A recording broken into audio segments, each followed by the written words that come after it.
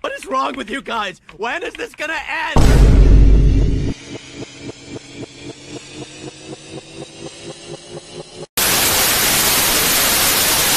Hey, did you hear about the genocide on the news? I sure did. Once you've broken the ice, introduce yourself and start chatting. I'm Melvin. Polly. Do you like coming to this park? I sure do. Me too. Cool. If the conversation feels stiff, ditch the small talk and bring in some playful humor. To Kill a Mockingbird, huh? Is that book about dinosaurs? It's actually a book about creepy guys on park benches. Relax, I'm just messing with you. Oh. Teasing is a good sign. Wow. You're funny. I guess I'm the funniest one on this bench. But just don't go too far with it. Like this. More like the dumbest bitch. My name's Buddy.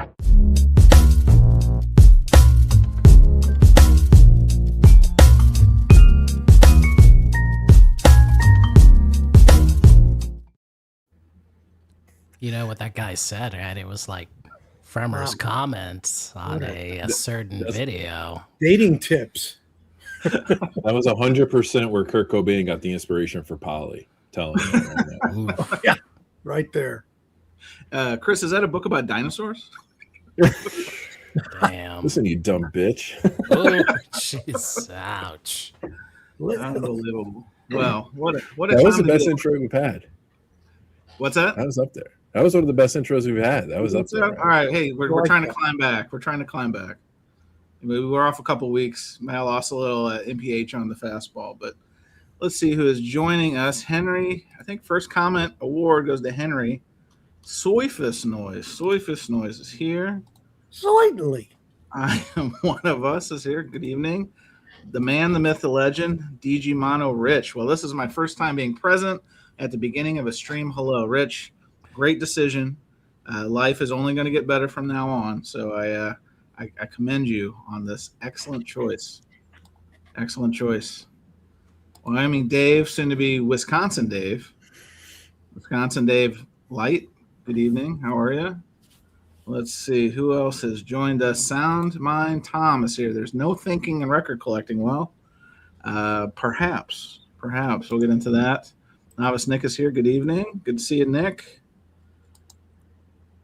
Cult Volt 67. Evening, people. Good evening to you. Spin Doctor and his Vinyl Mayhem. Can we talk in nicknames tonight? That's actually a show I did during Sweeps Week. Look for that coming off of the 4th of July holidays. How we're going to celebrate the nation's birthday, 250 years. We're going to use code names, and the game is figure out who is who. So stay tuned. Coming at you. Kevin is here. Me, myself, and my vinyl. Good evening, Kevin. How are you, sir? Al's here. Good evening, Al. Have you heard about that genocide? Wait, that's my line. Oh, sorry. I'm sorry. Please don't hit me with a copyright strike because those are going around, and maybe we'll get into that. They're going around like coffee drops. Eddie Perez, good to see you, Eddie. How are you? Richard's Vinyl Tap House. Good evening. I guess they're not having sex later. Probably a fair guess. But I don't know. Sometimes what they call that negging. They call that negging in the pickup community is you insult the target, and then they apparently are supposed to they're not used to it. It short circuits their system. Anyway, that's another show topic for the summer and Sweeps Week. Pickup artistry. Grasshopper TV is here. How you doing? I think you were in Japan. If I saw some of the other shows, did you meet up with Tokyo Brian? If I'm not mistaken. Elliot Cruz is here. That girl turned me down back in '77. Elliot, I'm sorry. I'm sorry to hear that. Polly's a tough one. She's an avid reader. Molly Cracker. She's a frequenter of local parks and enjoys the recreation. Higher End District is your Tom. David, does that shirt have a digital set? David, you care to comment? Does your MoFi shirt? I told him the tag has 100110 on it, so I think it probably does. So. Excellent. Attaboy. The Piper is here. Good evening, Chris. How are you? Art, North Carolina vinyl picker. Good evening. Let's see. Oh, Cesar, are you still recovered? World Cup snuck up on me, and I didn't notice till I went and grabbed something to eat from Chipotle today, and there was a line of young youths in soccer jerseys. There must be a watch party. Yeah, the youths are here, and they're wearing the soccer jerseys. I was like, got it. All right, well, I think we've hit most of the early comers. Disco Devil Alex is here. Has the Surface Noise crew gone into an in-depth breakdown and analysis of Hawaiian Guy? Alex, you get the prize. You're the first one to ask. I don't know if this is our lane. Maybe not. I don't know. We'll see. We'll see what happens. We're going to be the Go-Go's. Our lips are sealed. A seasoned audiophile. Good evening. To the original. Actually, are you the original seasoned audiophile since you created this wonderful merch? Yeah, I think so. I think so. Yeah. Oh, yeah. Bianco's got one. Look at this. Do we have a quorum? David, do you have your seasoned audiophile badge? Mine is not where I can reach it. Oh, son of a gun! It's always got to be handy. Always. I know it could have been a 60%. It would have been the highest audiophile on any dais of all time. Vinyl Dreamscape. Sean is here. Good evening. Pat's Radio is here. Good evening. I think I've got everybody, at least who got in here early. So welcome. This is Surface Noise, the show of record, talking records. Here's a good one. This is Michael Gwynn. Hey, I just discovered you all a month ago and love the show. This is what we're talking about. Thank you for all that you do and helping me get through, as Dusty Rhodes called, hard times. That's right. I'm enjoying the show. Please keep it up. You know what we got for you, my friend? This is what we do it for. This is what. Oh, it's so loud. We gotta fine tune that one. But welcome. Flattery will get you everywhere with us, and it is welcomed. So enjoy. Sit back. We're bound to offend you at some point, so hold on. And all we ask is when that time comes, don't jump off, because there's certain people who have been gone and then they come back after a couple months and we offend them again, and then we don't see them for a few months. But the whole idea is this hobby, believe it or not, should be fun. 3 words, 3 letters, fun. And some people think it just means we put the FU in fun, because the show, as we say all the time, our mantra is we want to inform, we want to entertain, and we complain. We want to complain because it holds people accountable. Maybe we'll get into that. David did a video today I'd like to touch on in our current events along those lines. In a good positive development, if you can believe it. So, Surface Noise here. It's hard to believe. And we're not talking about Maui Man. So I think we're doing the right thing. Well, you know what, guys? Let's just get right into it. I mean, obviously, a lot going on in current events, and obviously, Chris and I have been talking a lot about. Oh, sorry. Hang on. We're in a timeout at the Knicks game. I do have to check with the home office. Yes. Jeez. Yes. I'm gonna go around in circles. Galen Brunson, seasoned audiophile. We have confirmation. 3 up, 2 down. Oh, well, if you like, I think the storms are hitting St. Louis. Hey, somebody asked about that. Bring the Hornets home. We're waiting for the Hornets. First it was the Grizzlies were going to come to St. Louis, and then the Hornets now may be coming to St. Louis, so stick around. Anyway, well, if you're new to the show, welcome. We do this thing where we talk about current events, and then we have a couple of topics, and then sometimes mayhem ensues. Sometimes we do a freestyle light.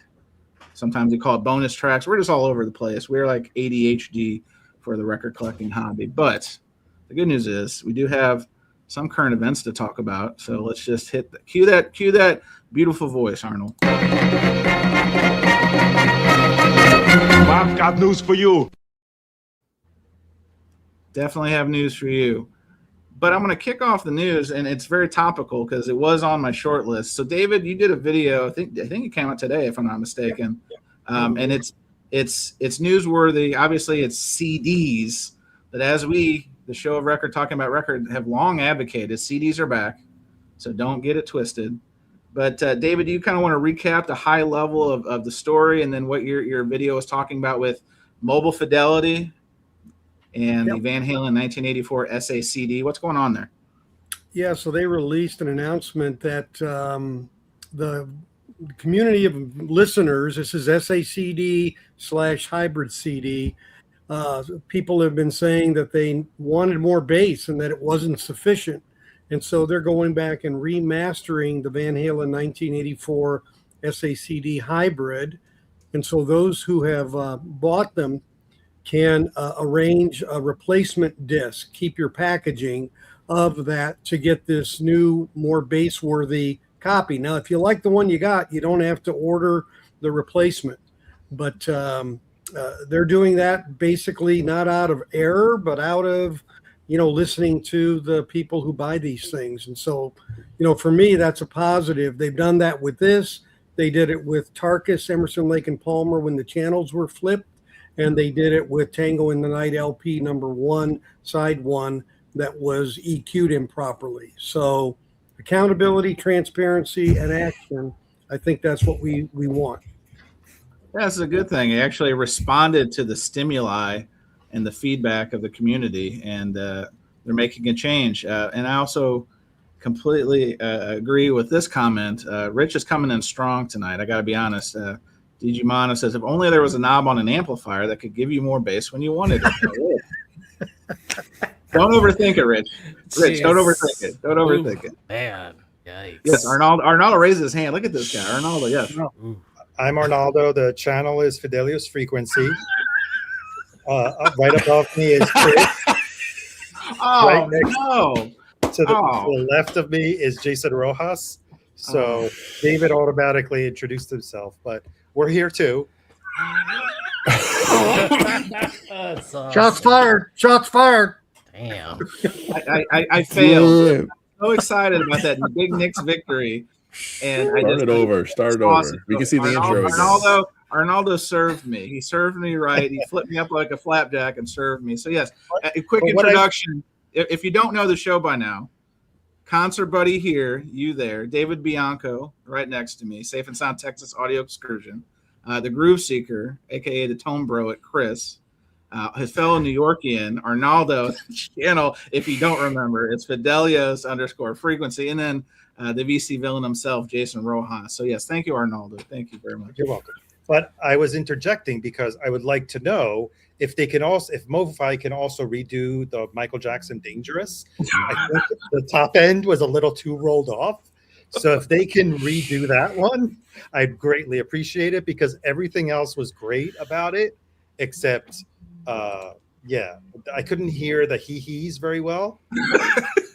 What about the Shimones? Did you hear the Shimones? That's kind of, yes. Did you submit an email? Did you submit an email to bitching@mofi.com? No, I made a video about it, and I was like, guys. Oh, you're assuming they watch your channel. Okay. Right. Okay. Well, I put it out there. 5,000 people watched it, so I thought maybe someone from MoFi would have watched it. But you raise a great point because this is a question I had, and David, you may or may not know the answer since you did the video on it.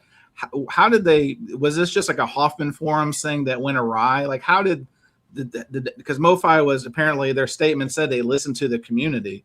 Right. I'm curious to that point. Like, how do they must have an eye after MoFi Gate? They must have an eye on what's happening online. At least that's what I would do. They monitor the threads. They monitor Hoffman. They take customer input especially through Music Direct. Sure. Customers seem to call Music Direct a lot more because I think it's easier. So I think they're pretty hard at monitoring what people are saying. Not really. This is Van Halen's 1984. All right, most people. This is Van Halen's 1984. Yeah. Yes, the last David Lee Roth. Well, the last David Lee Roth of the original lineup era album. So if you were 20, you'd be 62 right now. Do you think that might have something to do with the request for more bass on the CD? No, usually another cheap shot coming. The first thing that goes is the top end. But I'm curious. Were people complaining that there was a big difference between the vinyl and the Super Audio CD? I can't honestly answer that. Because then it's, I don't know. It's puzzling because they've maintained that there's really no manipulation in the DSD signal that we get when we cut it. So mastering isn't a matter of manipulating the DSD signal. It's a matter of some form of equalization that may be done in the mastering. Right. The Smiley EQ, we've been there. And so, I don't know. I'm just puzzled by this listening to the public.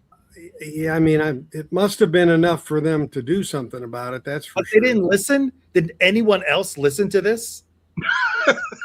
Hello? How many people do they have working there? Did no one listen and say, does it sound a little bass dry?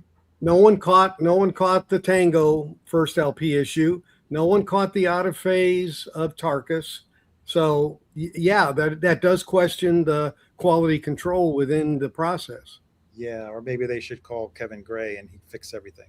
Oh no, Arnaldo. Kevin, poor Kevin's taking strays. He didn't do it. He wasn't even involved in this one. Come on. Oh, that was I don't know how this came out.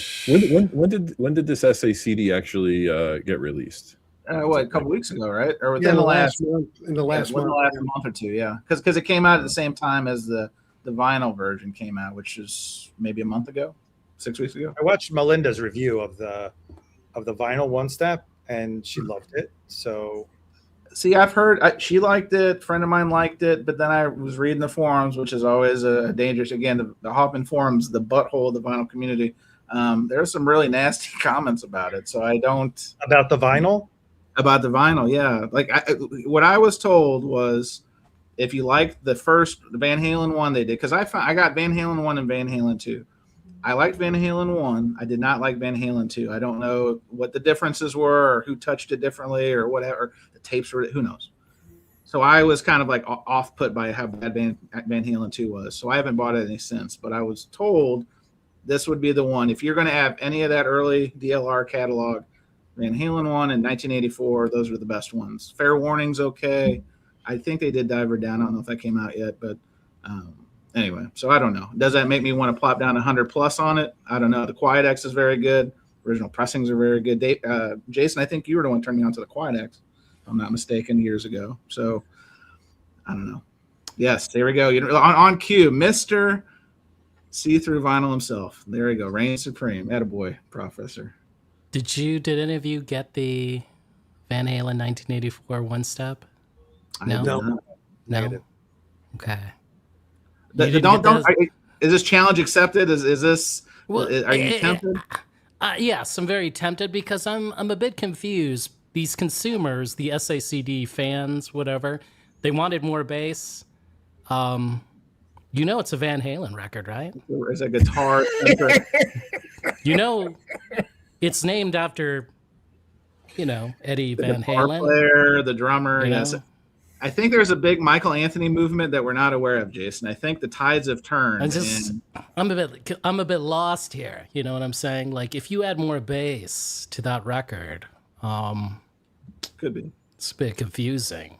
Could be. Well, I think as David's video illuminated, at least there's a response, and I think there is a positive development. And it's when you buy records from somebody that's supposedly a major line like Rhino, and you can't get a record in 9 weeks or get a response, it doesn't make the bar very high to go over at that point.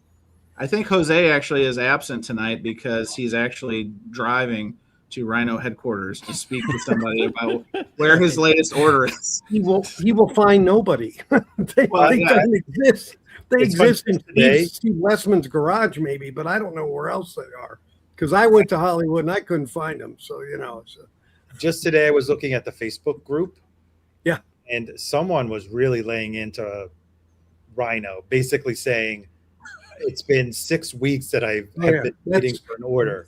That's so normal now. I know people having that experience a lot. Well, I haven't ordered a Rhino hi-fi in a while, but I sometimes would get them within a week. Yeah, I would too. So I probably picked the wrong show to talk about later that I bought my first Rhino Reserve. Is that out already? It came out, so I don't know if it officially street date was this week or last, but I just happened to be at one of my locals and I saw it. Oh, cool! I want to get that. And I had a gift card to burn, so I was like, you know what? I have an original. I have the VMP reissue. I really enjoy this album. In case you didn't know, Betty Wright sings backup on a song or two. Jocko Pastorius is on bass, but he's using an alias, and obviously Willie Hale, aka Little Beaver, is an excellent guitar player. So it's a very good album. So I'm very curious because Kendall's here. Kendall's a big fan of the Rhino Reserve line, so I'm going to give it the Pepsi challenge in the next week. Have you listened? I actually was listening to it for the first time before we came live. It's okay, but this isn't my listening station of choice. This is just my listening station of necessity. So we shall see. To be determined. But anyway, the packaging was very nice. I even moved the hype sticker and put it on Matt Luthen's cut, right? Matt Luthen's mastered it. Yeah. So all you got to do is turn it up about 2 notches, and you'll be fine. It could be. These are just desktop speakers. So I didn't. No. I mean, no. The tube cutting, they're cut quieter. They're notoriously quiet. Oh yeah, absolutely. Good to know. Concert Buddy, I dare you to write a complaint that there's not enough bass on that. Well, listen, if I can't hear Jocko, who's one of the greatest bass players of all time. I mean, it's Little Beaver, right? He's a guitar player. just asking, you know. You're rubbing my face. Is anything exclusive at Rhino anymore? Like everything is available via retail now, right? I think ultimately, when they do the hi-fi, they do the limited exclusivity for the site, and then they open them up to retail. But all these guys are doing it. When the numbers don't sell, then they push them out to the stores. Yeah, what was it? The DSS is now because I was talking to my friend Billy Hurst, Riverbend Records, and he said that they've opened those up to retail, so he's able to order the Chronic and Linkin Park. He was asking me what I thought about the series. So I'm wondering if are people only complaining about the Rhino Hi-Fi being shipped late? It's just Rhino products in general. Okay, because Rhino Hi-Fi, they all come from Germany. They're all in Optimal. From Optimal, yeah. Yeah, there could be a delay in. Could be a different distribution channel. Yeah, no, it could be a delay actually in getting the product into the United States. Nah, I think they're here. Kendall says the reserves were never exclusives. I think he's right about that. I think those are always meant for storefront. But yes, I think they are storefront. Yeah, I think the hi-fi. I think anything is supposed to be a premium. They were trying to keep it exclusive D2C to absorb that extra margin, make them extra dollars. But as David is alluding to, packaging has improved, but the overall service delivery remains. How dare we say open-ended? Open-ended. Anyway, maybe they'll fix the pressing issues too. Hey, this one was flat. The reserve is amazing. I was going to say, that's not. The reserves are awesome. Are these all coming from the RTI plant up there? No. Reserves come from Fidelity. Reserves come from Fidelity, right? Yeah, they're all Fidelity. It's crazy to get like these flat, quiet records when I order them. Yeah, they're perfect. Chris, don't jinx it, please. That's true. Yeah, the Rhino Reserve is the best value out there right now. It's please, Chris. I mean, Groove Seeker, if you get your Rhino Reserve and you shake it just a few times, you may get a seam split. just heads up. So Mazzy says the vinyl files are still the only one to remain D2C. Well, give it time. Okay. Give it time. I think eventually some of those titles like the Frampton, I don't know. Again, I don't remember what the runs are. Are these like 2,000, 3,000 a run? Except if you go to the U Music store. Oh, jeez. Awesome. Too soon, Arnoldo. Too soon. Well, other current events. It's a light week outside of maybe Maui Man. Olivia Rodrigo has a new album. I know there's listening parties across the country for her new album, and I want to get the title right because I would be doing myself a disservice. Quote, "You seem pretty sad for a girl so in love." So at 11 o'clock, at least locally here, they're doing the listening parties, and the album can be purchased at midnight sharp. I'm assuming, David, you look pained. Is that too late, or what's going on? Are those all songs about Taylor Swift? I'm not sure. She did. Speaking of Taylor Swift, wonderful T-shirt she was wearing at the Knicks game, Stevie Nicks, but with Knicks. I didn't get a glimpse of it. I have something to say. Oh, Chris, go ahead. Hang on. I'll make you big. This is important. I know we're going to lose people because we're going to talk about sports for 37 seconds, but Taylor Swift was courtside at the Cleveland Knicks game 3 weeks ago with no Knick paraphernalia on. That's right. And last night, she's courtside at the Knicks with Knicks shirts on. She's what we refer to in the industry as a poser. That's all. Just to help Arnaldo here. She responds to her customers. Let's help Arnaldo here. Yes, thank you. Prop time. Oh, cool. She was joined by 2 of the 3 Haim sisters. Jose, if you were here, you'd be proud of me. Even worse. Haim You ready? sisters. Are you ready? Worse. Just worse. Just Oh, no. Oh, no. Aye. They're back. Jeez. Well, whoever is behind these T-shirts, early in the game when the Knicks were getting whipped, the lovely, I always mispronounce her name, the Margita Halishe, the gal from Law and Order. Help me with the name, guys. You know who I'm talking about. Yes. Olivia Benson. We just call her Olivia Benson. Thank you. Olivia Benson. She was sitting near them, and she was just in regular garb, and she must have liked the shirts. Someone went and grabbed her the Stevie Nicks shirt. So by the end of the game, maybe that's how they made the comeback. She had changed into the new blue shirt. She was hopping up and down with her new best friend, Taylor Swift, and all was well in the world except in San Antonio. So who knows? Who knows? So anyway, wasn't wearing her Toy Story 5 shirt. I'm sure there's a 7-inch coming out of that. I just haven't got that Taylor Swift email yet. Okay. So anyway, Olivia Rodrigo new album. One thing that I do a really bad job of is I want to really promote the record show calendar. And since it is a light current events week, guys, I think I can do this. I have it queued up. So this is actually introducing your guests. I can't believe that. Well, listen, I was just really excited. It was a big game last night, and it just threw me off and we were talking sports before the stream. It was unbelievable. I was just out of my element. So ignore the 2 guys from New York. The job is not done. The job is not done. There's still one more to win. Still one You more. didn't make it on Mazzy's video. That's why. All right. So if you're listening to this on the podcast, or if you're watching us live, this is a helping the local community this weekend. Columbus, Ohio, your old stomping grounds, Jason. Yes, it's actually run by Colleen's Collectibles. I've been going there since the 90s. Wow. So record, CD, music, and memorabilia show at the Eagles Club. How's the Eagles Club? Is that like a VFW type place, or what is that? Good question. They take it to the limit. That's right. Beautiful. Oof. But that's not all, folks. In Spring Hill, Tennessee, the Mid-Tennessee Record Fair at the UAW local 1854 Union Hall, 10 to 4. Beer not included. $5 general admission. Wait a second. Vinyl Con. Maybe you guys have heard of it. Vinyl Con Brooklyn debuting this weekend at the city. Isn't it called is it the City of Industry or Industry City, guys? Help me, New York. Industry City. The early bird is that Saturday, Sunday. Looks like 10 to 5, 10 to 4. Load in is that Friday, so if you really if you know the load in's Friday, so take that for what it is. I think it was early admission like $37. Did I hear that correctly? That is correct. Yeah, 37 plus 37.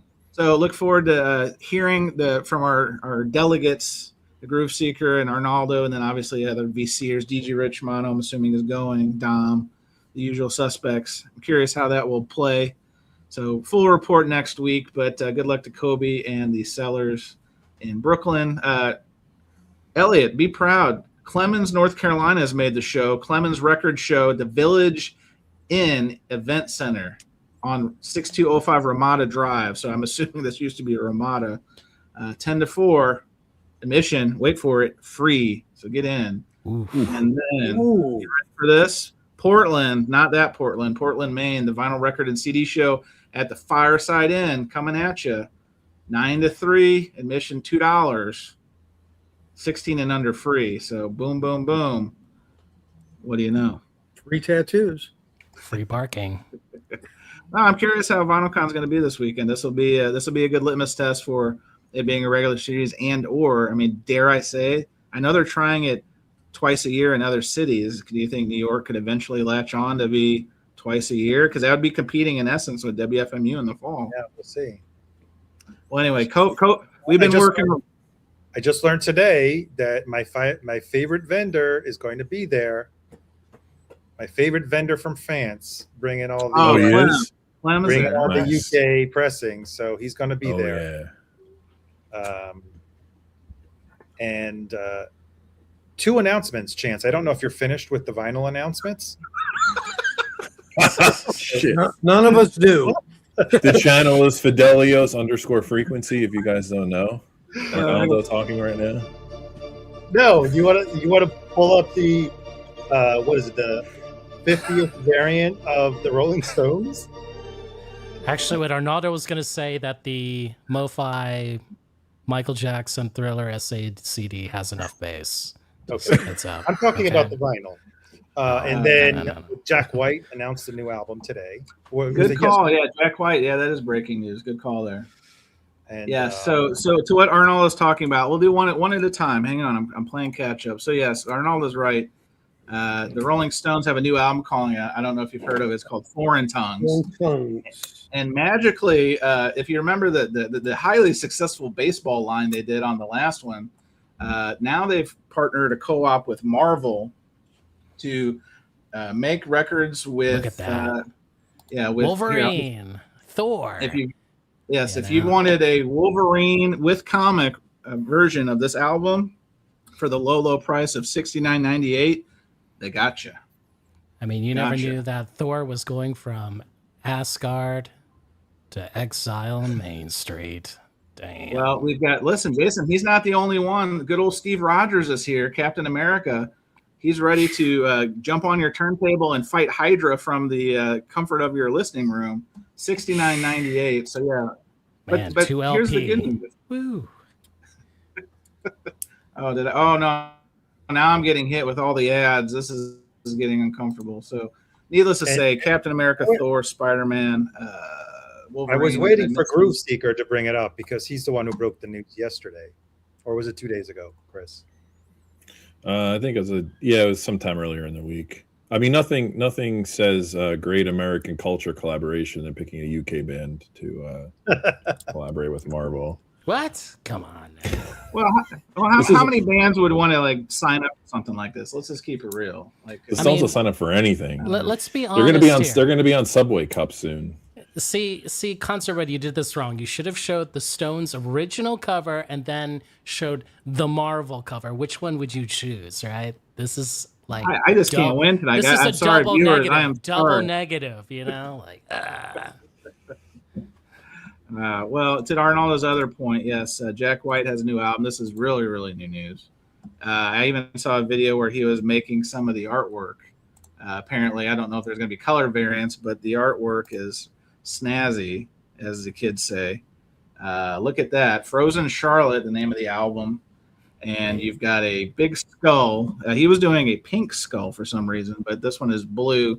Maybe that means we're going to get a bunch of color variants that no one asked for. Will Third Man have a non-warped variant? They did have one and it sold out. It already sold out. I don't know if they can produce that, actually. That's for sure. So, there's going to be the non-warped variant and then the warped variant, which is part of the vinyl experience. It could be. It could be. It could be. Well, Grant's Warehouse is here. You're overthinking. You should have bought everything in the '90s when it was cheap. Well, that's one of our mantras, Grant. We wish not all of us were that keen to the rising tide of the vinyl market. So. Man. Anyway. I mean. So, in an effort to bystep Maui Man, should we go to our next show topic? Because I can feel his presence amongst us. Are we going to do introductions before the next segment? Oh my gosh, you guys! I can't believe it. Guy tried something different by Absentia. I mean, listen, Arnaldo. Here's the real sauce. I'm just going to spill the tea. Arnaldo made a great video last week. I'm just going to tell the story now because here's what it is. Last week, before Surface Noise, Arnaldo caught Madonna did a pop-up performance in Times Square, and Arnaldo did an excellent job filming it, put it on his channel. A rocket ship. What before it was pulled, Arnaldo? How many views did it have? 170,000. 170,000. Damn. Holy. I mean, this thing was like lightning in a bottle, and it was really well done. And I'm not saying that because you're my friend. I'm saying And for me, it wasn't, but it's fine. But it turned out. My wife watched it too. She said Arnaldo did a really nice job with this. But anyway, point being is that was up. He's got 100 and something thousand views. He's got subs. Not monetized. Agreed, because of the music. It was not monetized. And Arnaldo, do you want to drop the hammer of how this sad tale ended? It got taken down.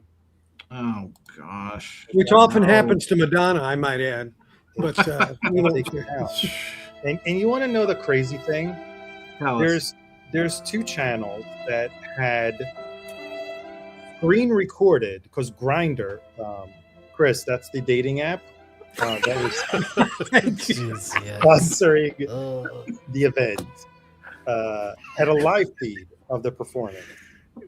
They did a screen recording of the entire performance, and it was like multiple shots, drones. It was great. It was fully produced because it was the Grindr feed.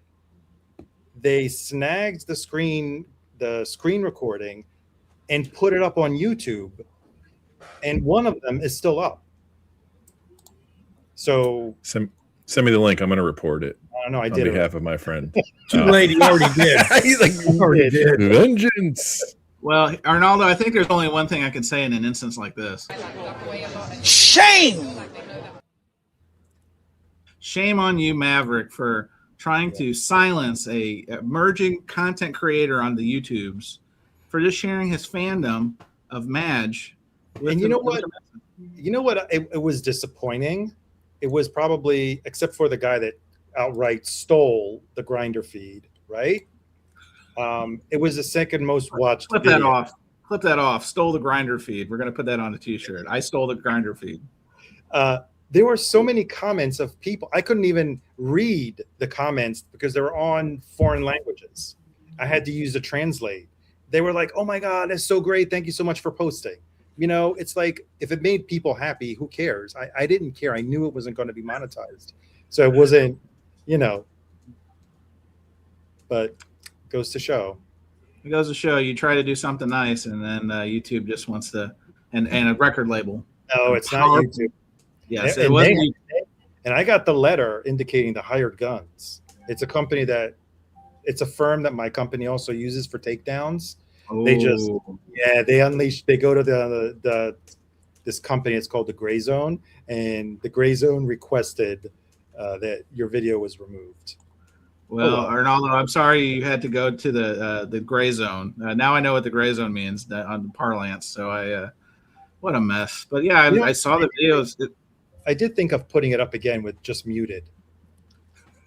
Oh, hang on. We have breaking news, guys. This is actually, I didn't want to spill the tea, but unfortunately we've already been found out.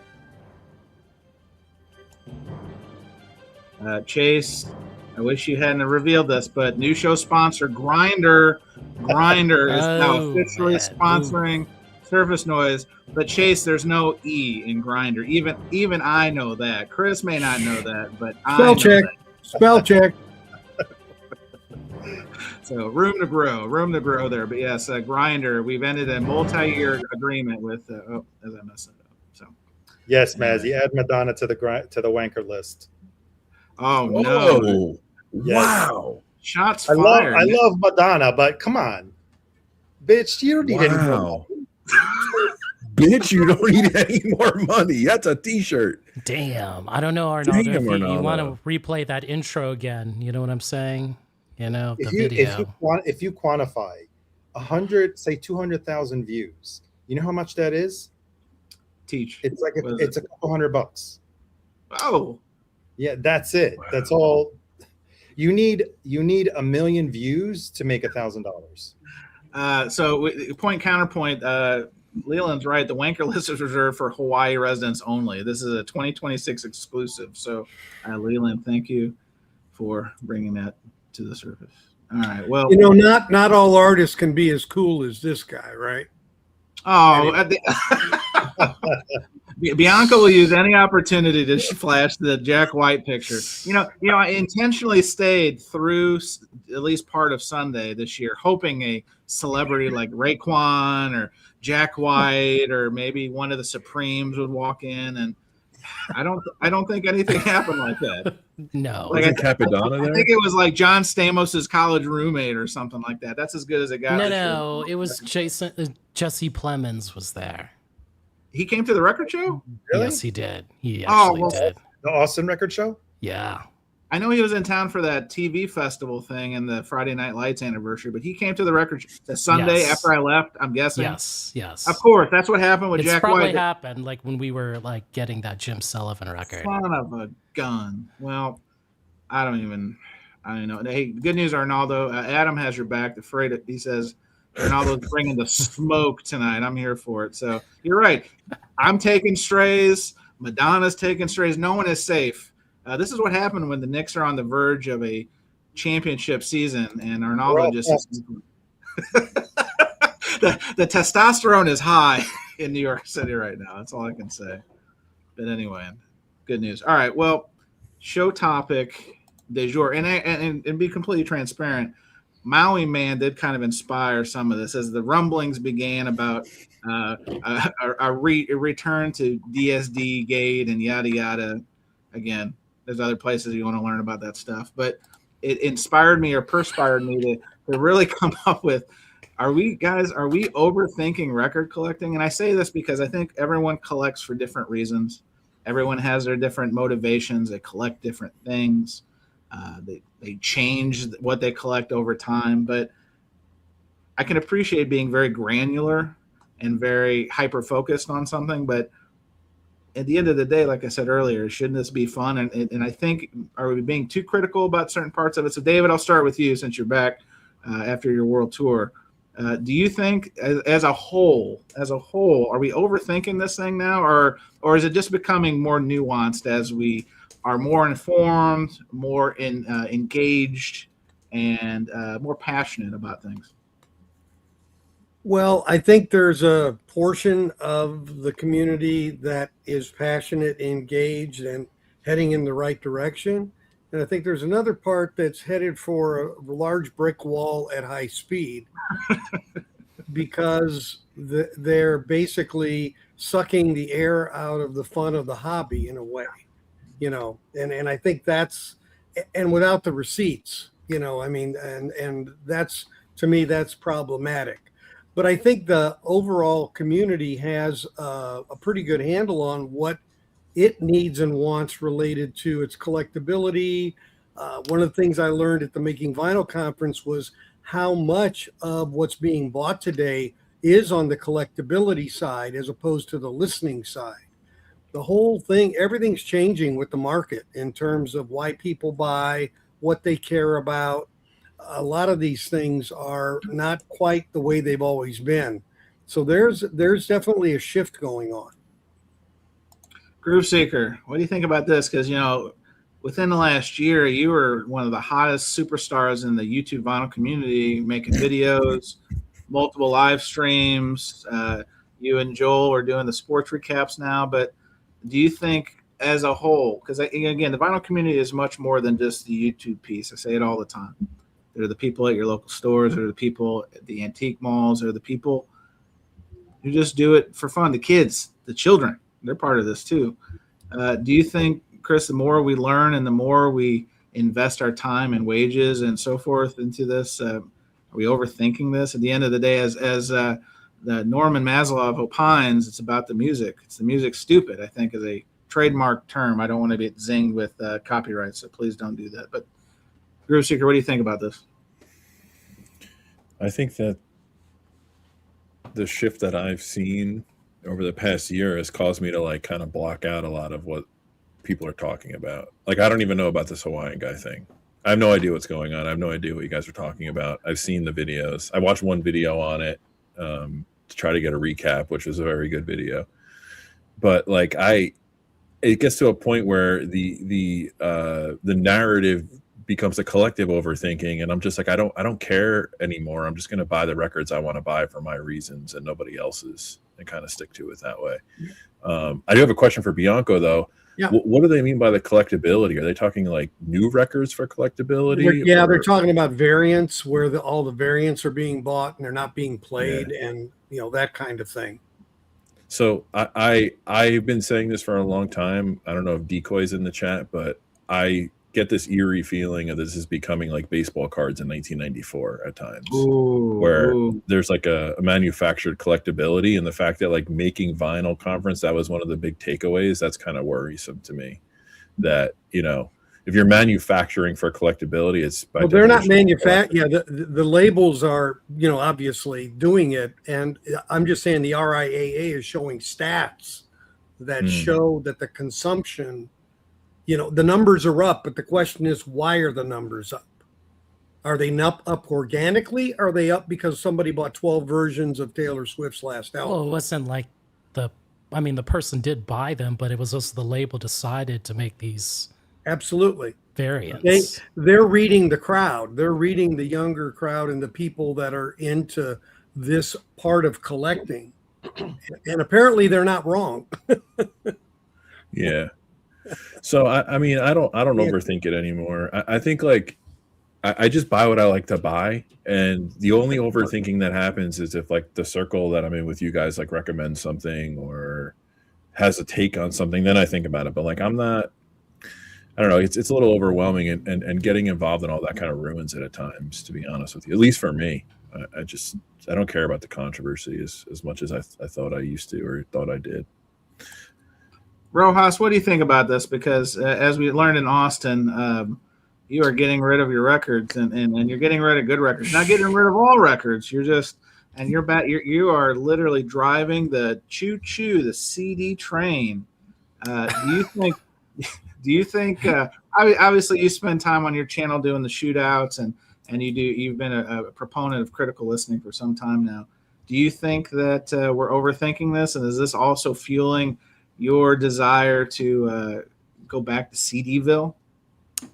Let me tell you something, Concert Buddy. Uh-oh. If we see another video about this DSS, and the source, Pet Sound saga. Mazzy, I hope you're watching. The source here, it's coming from a EQ Dolby copy. Okay, not the real tape. Circa 72. They weren't able to carbon date it, Arnaldo. So you get what you get. That's it. At least you know what you get. Yes, I got a nice box. That's what I got. Well, let me ask you this, Jason. This is one of the ingredients in the soup of the topic tonight, and triple A. Well, the certificate makes it official. Whenever you can print a COA on a laminate paper, it means I bet this was Brian Wilson's intent here, ladies and gentlemen. Yikes. Well, maybe you can ask Carney Wilson. Maybe she can speak for the estate, but in all seriousness, I mean, this Pet Sounds thing has also been in my crawl, and I know we talked about it in brief, and we talked about it when the DSS came out, whatever. But I mean, these are the things to me. If I was new to this hobby and I found the YouTube vinyl community, air quotes, and I saw that there was video after video about this infighting and about what's the authenticity of the sound, like not only would it seem overwhelming to me, it'd be very off-putting. Am I sure? If you were challenging a seasoned audiophile, and then that seasoned audiophile went to your YouTube channel and attacked you in the comments, I don't know what kind of world we live in. I'm confused. If I was new to the YouTube community and I saw 19 videos on Pet Sounds, I would just be like, "You fucking nerds." That's what I would think. And then you'd go get those Target exclusive and just like be happy as a clam. Be happy as a clam. So Arnaldo is somebody who has seen all sides of the hobby, and you've had your records since many moons, let's say. Do you think that now, with the advent of information and accessibility and different ways to learn more information, are we reaching a point where we're just overthinking this. We've gone what they call jumping the shark. Maybe we've jumped the shark to an extent, and we've overdosed on overload information and stimuli. What do you think? Yes, and I'm realizing that I need to like get back to just the fun of listening to music and not be hung up on which version, which variant, and just buy one, be done with it, or just have fun by collecting other little. Oh no! This jeez. Oh god! Look at that Is toilet. that Look Look, at is that. that toilet mono? on that. It's Shame. little Shame. shame. And you know what? This is not going to come with any warps, no seam splits. Oh man, you don't I know don't that. have to replace the needle. Oh, And you all don't I know need that. to do- Yeah, it's even USB chargeable. So I guess maybe we can just play, music like this. You only need 30 seconds, right? So because that's today's culture. Most songs are like 2 minutes, and everything's going to be AI. But you can still listen to the mamas and the papas. Jeez. I mean, did it come from Iron Mountain? Just wondering, asking for a friend. Shame! So for our visually impaired folks, Arnaldo is holding. What's the company that makes that miniature turntable? This one is called Mini Brands. It's Mini Brands. Zuru. Zuru is the name of the company. Zuru is they're now. Listen, we like to talk about toys also on this channel. Yes. In this presentation, and this We're is the talking latest. about music. This is music. it could fit between two fingers. It's like a snap of music. You got Chaperone and Jason's favorite. Katy Perry. That's Jose's favorite. Jose is the biggest Katy Perry fan. Justin Trudeau's hottie, isn't it? Katy Perry. Bagunzas, as Jose would say. Bazungas, yes, bazungas, yes, or chichis gigantos is what I said in this. So no, seriously, like I think I'm trying to also scale down a little bit in terms of. You scaled way down, man. Yeah, I know. It's like 1 inch, an inch and a half or two. Yeah, Arnaldo took it literally when he said it's scaling down. Yeah. Jason's scaling down his collection. Bianco's paring down. We're all paring down. And literally, Arnaldo took it literally, and he got the Rick Moranis version of record collecting. Honey, I shrunk the vinyl. We do have a question. I think this is Danny. Sonic Flair is asking, is that USB-C digital? Is it USB-C digital? It is USB-C.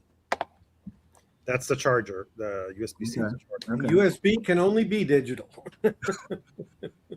Well, let's listen to comments. So, again, we've opened up a can of worms, perhaps. Elk Vision says, I don't know who I can really trust in the VC until I figure out who really first exposed MoFi Gate. Well, there's really, before you can go forward, sometimes you have to go backward. And I feel that the Maui man, he planted his flag on bringing back the MoFi Gate story. And, that was like a non-video. You know what I'm saying? Like yes. I didn't even watch the video. I just followed the commentary. I watched the rebuttal video by Mazzy, and I think I got the recap of everything that happened.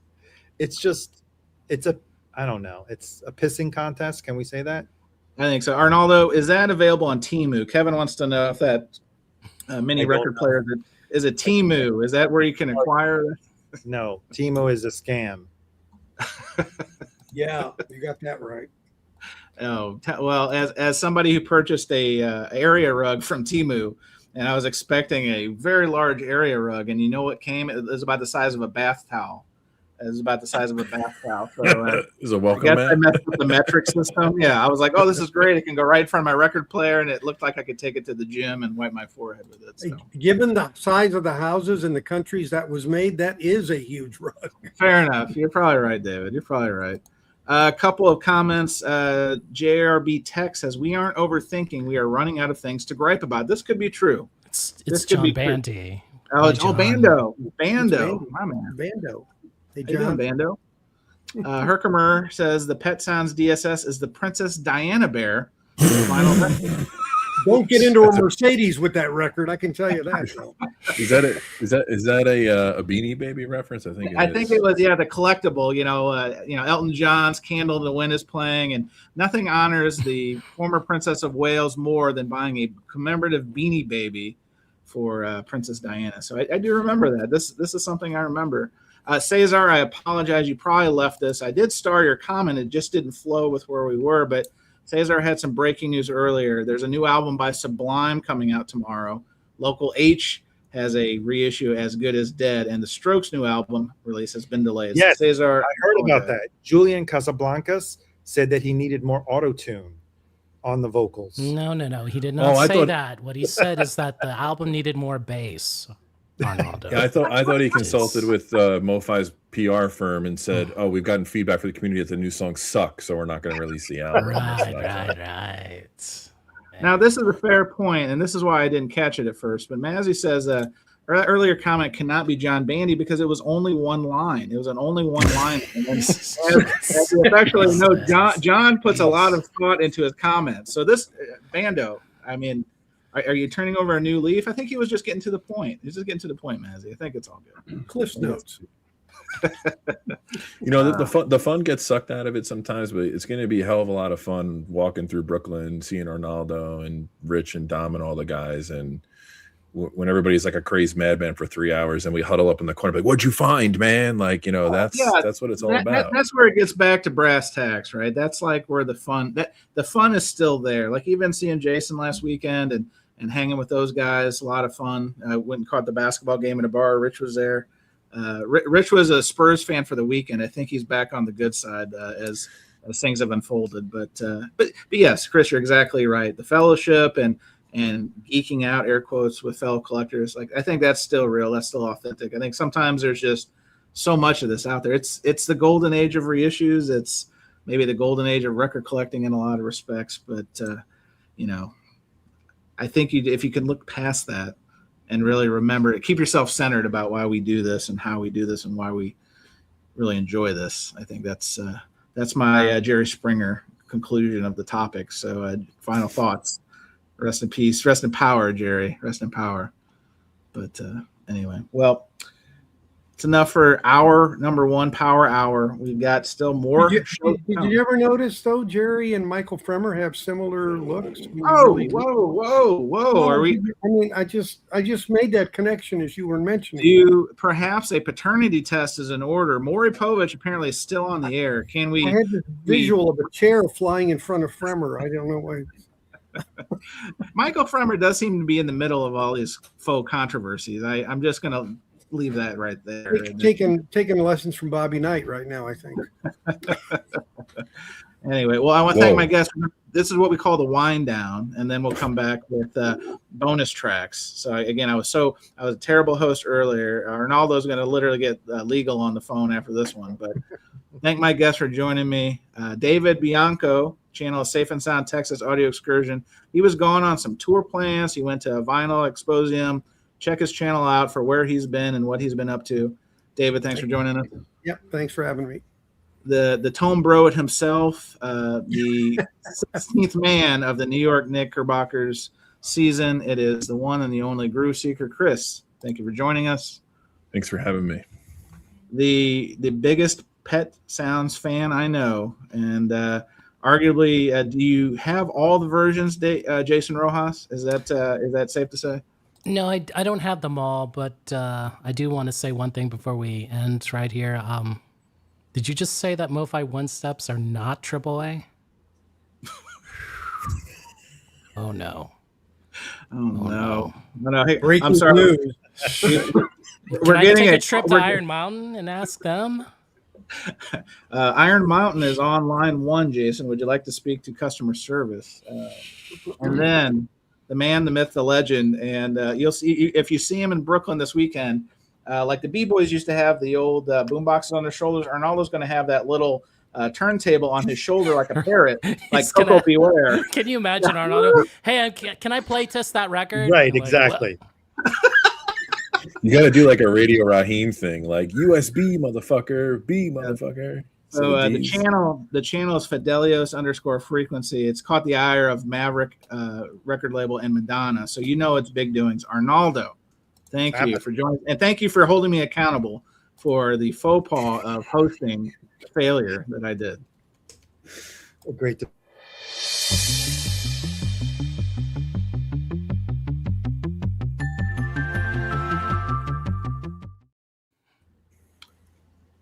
Yeah. Oh man, we've got some feedback. Maury Povich has a podcast now. This is new information. I had no idea. Oh, How can you do a paternity test without the cameras? That was half the fun. The big reveal. Man, Look on their face. David, you were gone last week. We did have a sponsor in and out. Apparently, they didn't like the way we presented the materials.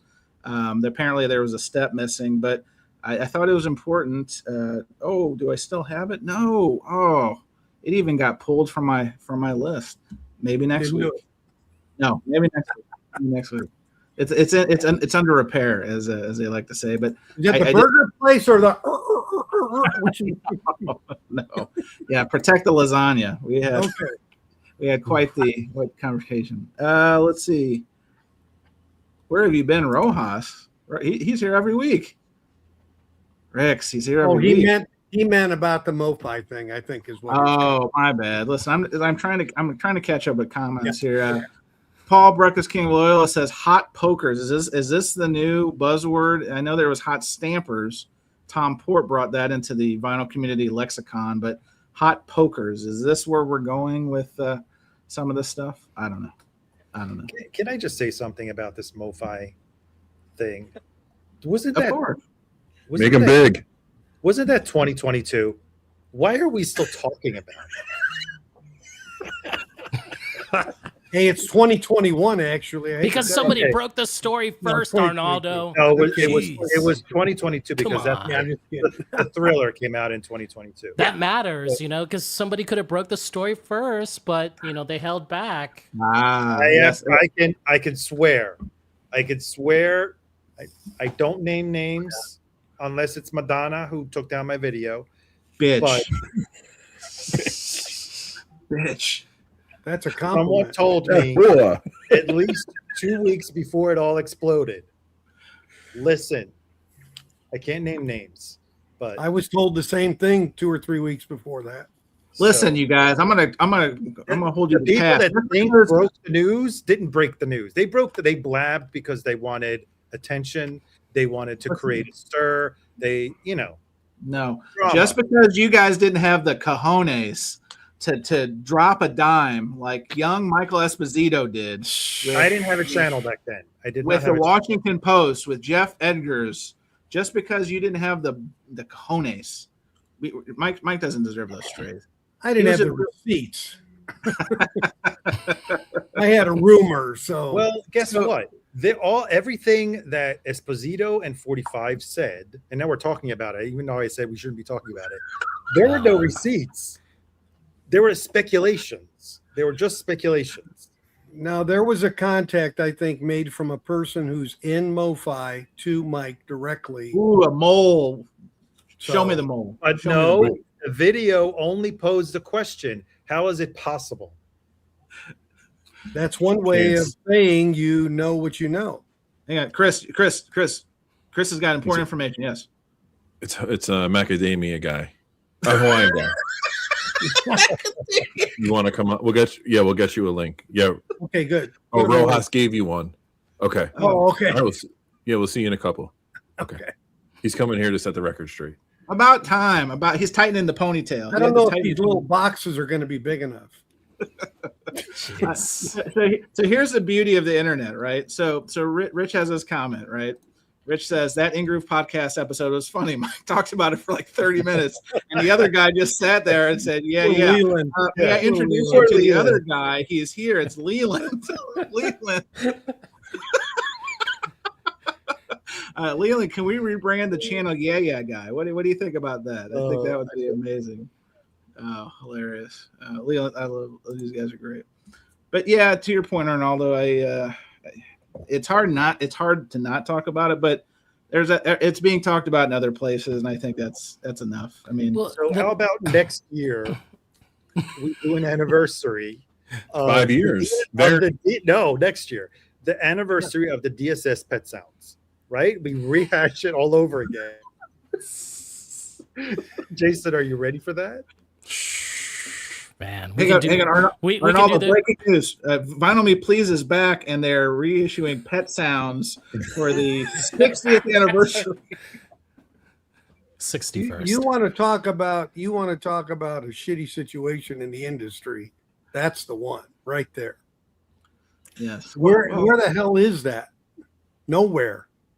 No, it's a sore subject. We shouldn't bring it up with people that are Chris is yes. I was actually triggered before the stream because every Thursday I watch Mike's new release video because Joel from Static ATX doesn't make one, and he's announced he's carrying the VMP backstock. If no one saw that, so.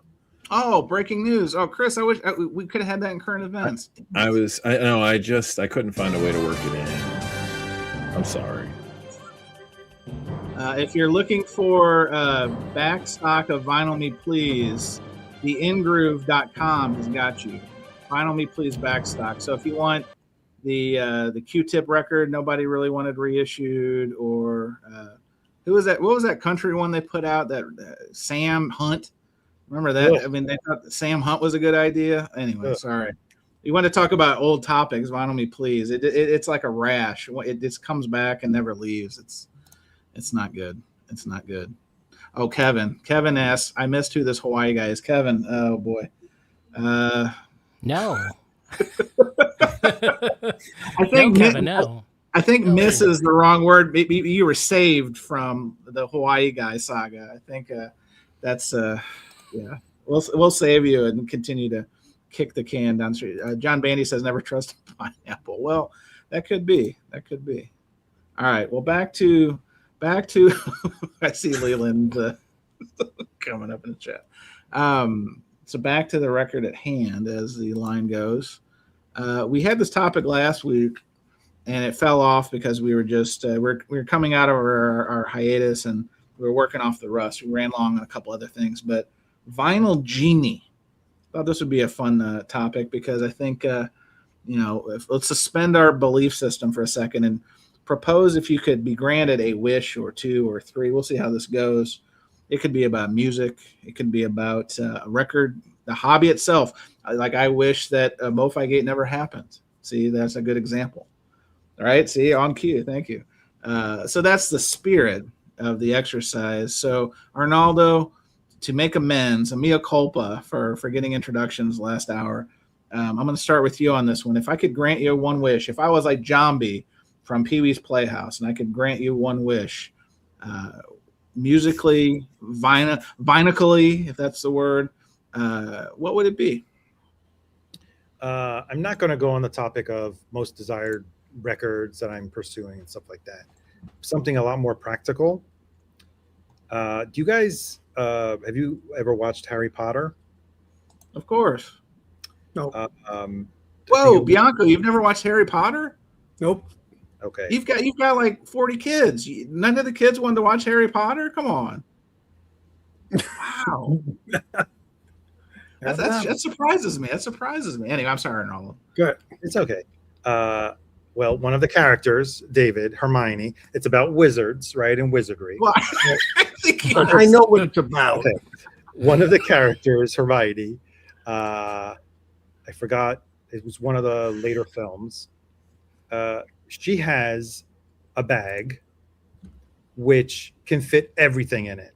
She would pull out a tent. She could pull out an elephant. It was a small bag, but it didn't only hold its dimensions. Sounds made up. In Deathly Hallows. It's mythic.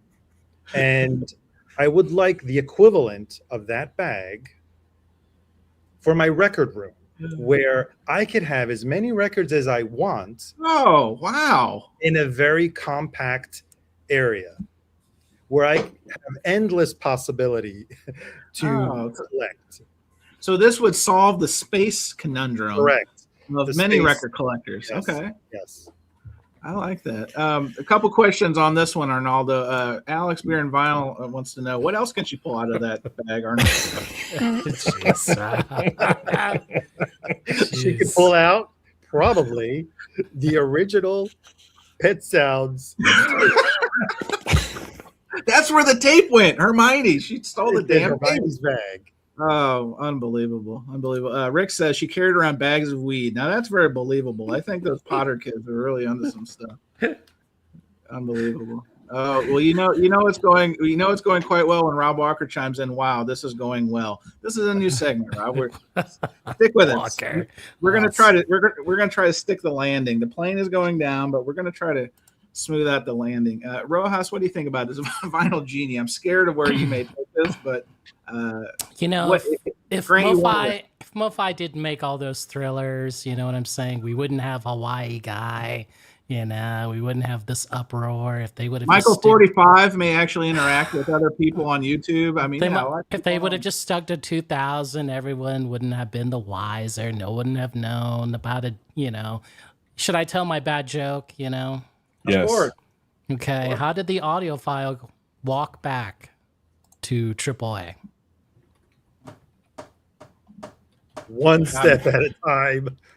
He used a digital step. Oh, wow. Yikes. There we go. And feel it. So the Genie request would be that MoFi Gate is like Men in Black. They could just flash the light in. That's right. MoFi Gate would have never happened. Okay. That's right. Okay. It would have been hilarious, right? How would have the news broke, So it would have been. It would have been like living in the Matrix. Yeah, ignorance is bliss, right? Like Neo would have never woken up in the pound of goo and been bald with no eyebrows, and I understand. Okay, I see what you did there. The steak really tasted good in the Matrix, right? All right, that's right. So can you imagine how good all of these records would sound? Oh, but my shelves would still be lined with all the latest. Nobody would be complaining about a MoFi Van Halen 1984 having not enough bass, because it came from the tape, right? You're making a lot of sense right now. You're making a lot of sense. David, how would you tackle this one? Vinyl Genie, does it have anything to do with mute math, or like where would you take the Vinyl Genie? I want to live in a world where all the little children can live together and afford a Boston MoFi AAA. That's the world that I want to live in. So Thank you would very much. So you would give unlimited Boston MoFis to the masses, or you would make it affordable. Which is it? It would be affordable for everyone.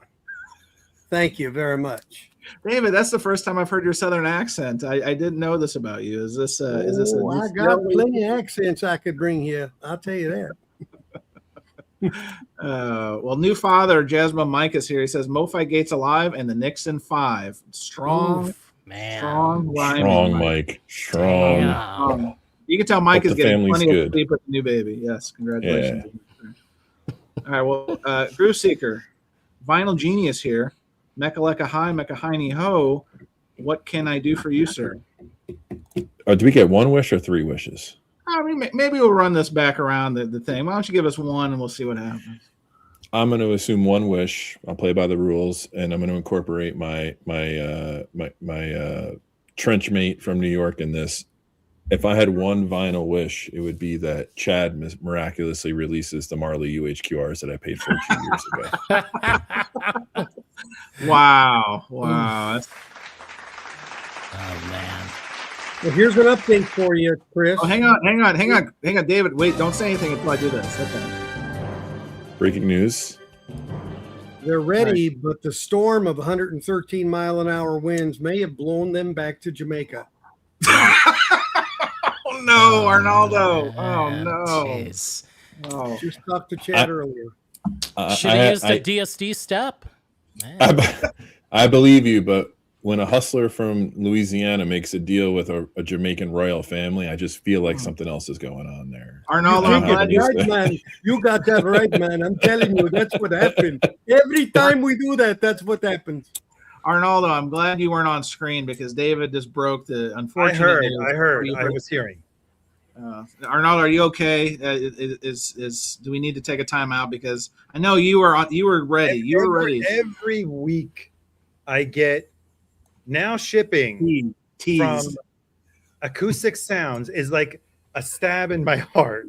Now shipping. It's always another record. Like, man. ZZ Top now shipping. Yes. Living Gordon Stereo. Lightfoot. The one from living in living Gordon stereo. fucking Lightfoot. Arnaldo and I pre-ordered those UHQRs and we fucking financed Gordon Lightfoot. Well, if I could read your mind, well, never mind. I won't even go there. Well, the good news is that everyone's okay in Salina. Yes. Again, we were very clear in our messaging. We hope Chad Fest goes off well. Hopefully, this does not cause any delays in the Vinyl Summit, but apparently, it's caused more delays with the It's just going to be held 3 miles west of where it was originally planned. Otherwise, yeah. I see. Well, did no one watch The Wizard of Oz? I mean, Dorothy, who is a seasoned audiophile, literally got swept up to another land. And they didn't have DSD steps there. They had vertically challenged Americans, but they did not have DSD steps. They didn't have $100 reissues, but they had tornadoes. They landed a house on an old MoFi. All right, so I'll take a crack. Maybe we'll go back around snake style, but Vinyl Genie for me. If I could grant one wish, a couple weeks ago I was out with the Mrs. Concert Buddy, having a nice meal, patio, cover band playing, and they're playing. Remember the band, the Civil Wars, Joy Williams and John Paul White. Man, how good they were, and I know there's probably a documentary somewhere about why that blew up, but those first 2 albums are great. Anyway, I just had a fleeting wish. I had the dust got in my eyes, and I was like, man, if I could get those two back together, because let's be honest, their careers really haven't been the same since that whole little project blew up. But man, if the Civil Wars could find their way back to each other, maybe we could heal the vinyl community. Thank you. All right, Chris, you had another one. You got another one in the chamber for Vinyl Genie. Jambi is back for round 2. Give us one. It would be a federal crime going forward to put on hype stickers, audiophile reissue, and consecutive words. Ooh. So you're saying those two things should not be in concert together? We're just going to make good reissues, and you can tell us what the source is, and that would be helpful. But stop calling everything audiophile, because it's not. Okay. I think that makes a lot of sense. Jason, do you have another one for the Vinyl Genie? He is very happy to serve and grant you any wish that you may have. I don't think I have any more. I mean, to be honest. Oh, you're tapped out. Oh, get out of here. You know, you sent me 17 of them. You were like, which one should I choose? Come on. All right, well, we'll pass Arnaldo. Arnaldo, I know the Vinyl Genie. You can take Jason's. You can have 3 if you'd like. You can. It's like the old game shows. Pass, like win, lose, or draw. Pass. What would you ask the Vinyl Genie for again? Probably.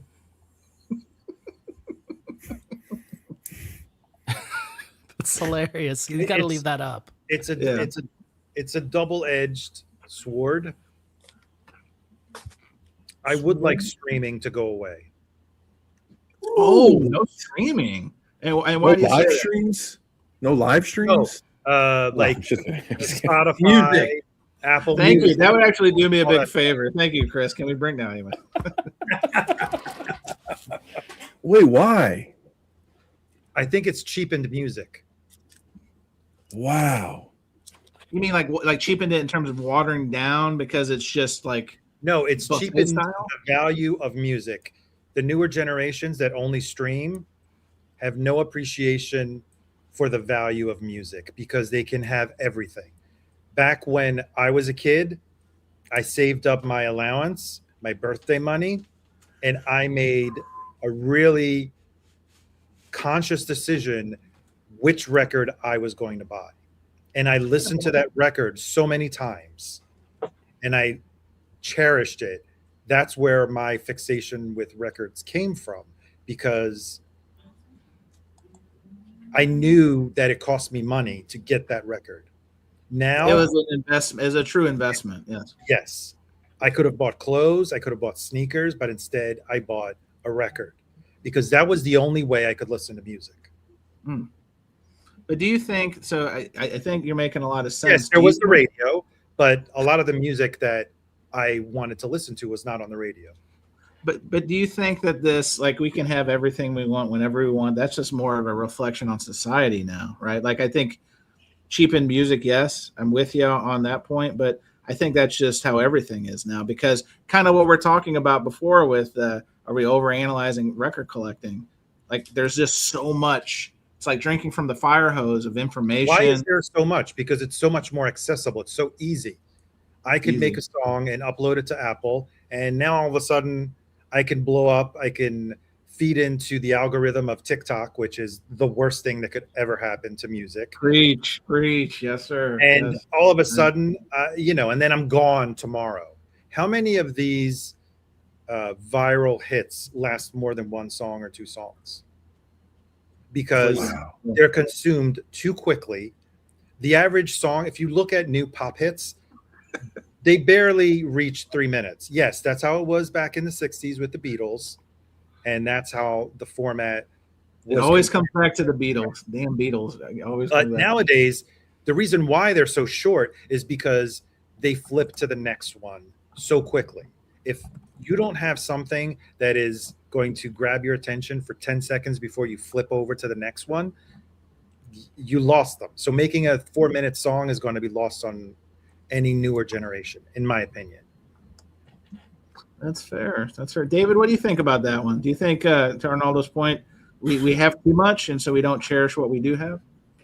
Well, yeah, I mean, whenever we have that degree of access, it kind of cheapens the whole thing. And I call streaming the gateway drug in a way. And it can be a good gateway drug in the sense that it can bring people to music that they normally wouldn't. And it certainly is helpful if you're looking at music in a store and you see something interesting, then you might say, oh, I wonder what that group sounds like. So, it has a place to add value. But these other stimulus, like you say, TikTok, that's just people who are, spastic almost and can't really stay grounded to anything for more than 12 seconds. And that's well beyond vinyl and music and everything else when you come down to it. It's the cheap, quick gratification of, society that we built in general. And it just has, grown into something that affects, the community of music listeners as well. Well, I'm going to take point counterpoint like those old TV shows would do. So hear all this, but wrong. Would we not be so in lieu of back in the day, bringing up radio, it came up in the chat. Like radio used to be one of the primary conduits to discover new music, right? In lieu of radio or traditional radio, celestial radio being so engaged in our lives, streaming, for lack of a better word, is that replacement in a lot of ways, because that is the way that you can at least easily or easier discover new music. So without streaming, do we still discover new music as often today? Or yes. How? Do you remember after what killed the radio star? MTV. There was Radio. MTV. How many new bands I learned about through MTV? It made them. Right, exactly. Well, yeah, I mean, good and bad, right? Yeah. And that's what I said. It's a double-edged kind of wish, because yes, I've discovered so many things through streaming. I don't know, maybe I would have discovered them through word of mouth, other ways. A lot of stuff is unnecessary to be, I don't care if I didn't discover it or not. But how would we discover? I think, you were around long enough, Chance, when there was just records, CDs, and Sure. MTV, right? Sure. We did fine. Debatable. I mean, if heavy. a record collection, my tastes are questionable at best, right? Obviously, if it's not hot oiled African American man that usually is not coming on my radar for new music. But yes, there were still record stores. You could still walk by. An album cover could capture your attention. oh sure, and sure, but inspire you. You could yeah, flip but through. but that was like part of the marketing story, right? Like if you think back, so like let's dissect this. MTV, you're presenting an image and you're crafting a narrative and you're storytelling a song, an album, a band, right? Imagery involved. Album covers, like album covers did sell, or There were magazines. Remember when there's magazines did reviews? Sure, but all these things that we're talking about, they exist in different forms now. MTV gone. All it is reality. Literally, they don't show music videos. There's Vivo. There's stuff online. Music videos exist, kind of. It's YouTube now. It's become right, YouTube. but that's it's not what it was then. It wasn't a star. No, it wasn't a storyteller. Now it's just a checklist thing. Like new album, I've got to make a video. It's just something an artist has to do, right? Like we talked about radio, like we get in our cars. Yeah, there's a radio there, but put on podcasts. Hopefully, you put on Vinyl Community Podcast.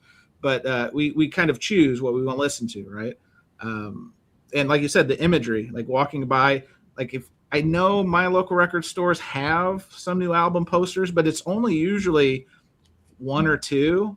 And it's usually the hot releases. Like I'm sure this Olivia Rodrigo is probably going to be posted up in a couple of my locals because of the listening parties, right? But big marketing ones, yeah. Right, yeah. But that imagery, like in the last, let's call it last 5 years, like we don't have that, the Milton Glaser art-inspired cover of a timeless album that I can recall in the last 5 to 10 years, right? What was wrong with just MP3s and downloading? Nothing. Exactly. Well, you didn't pay for it. Other than Napster, I guess. Well, nothing. It drove audio files nuts.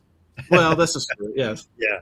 I mean, when I say what's wrong with MP3s, I'm not talking about the quality, but discovering music through going to the iTunes store, sampling it. Oh, yeah.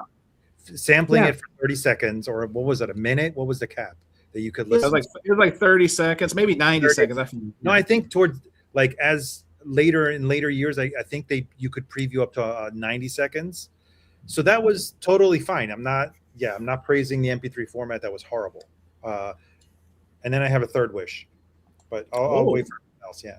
This is a heavy. It's such a heavy comment, and I don't think it's a wrong comment or a bad comment. It's just heavy to think about that, like because I don't know if I'd be able to listen to as much music as I do if it wasn't for streaming. Like I can't.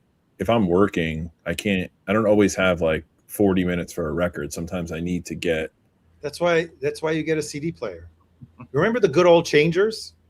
I know. My dad says a 5 good disc old game. is relative. I mean, because those things were like, who needed a 500 disc changer? Like, I think it was like anything else.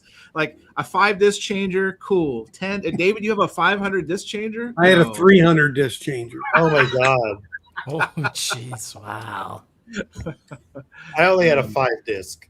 You know, the rotating one. But it's like anything else. It's like ancient Greece, like excess. Like eventually everything is like it's like Spaceballs. Like everything is way overstated at some point.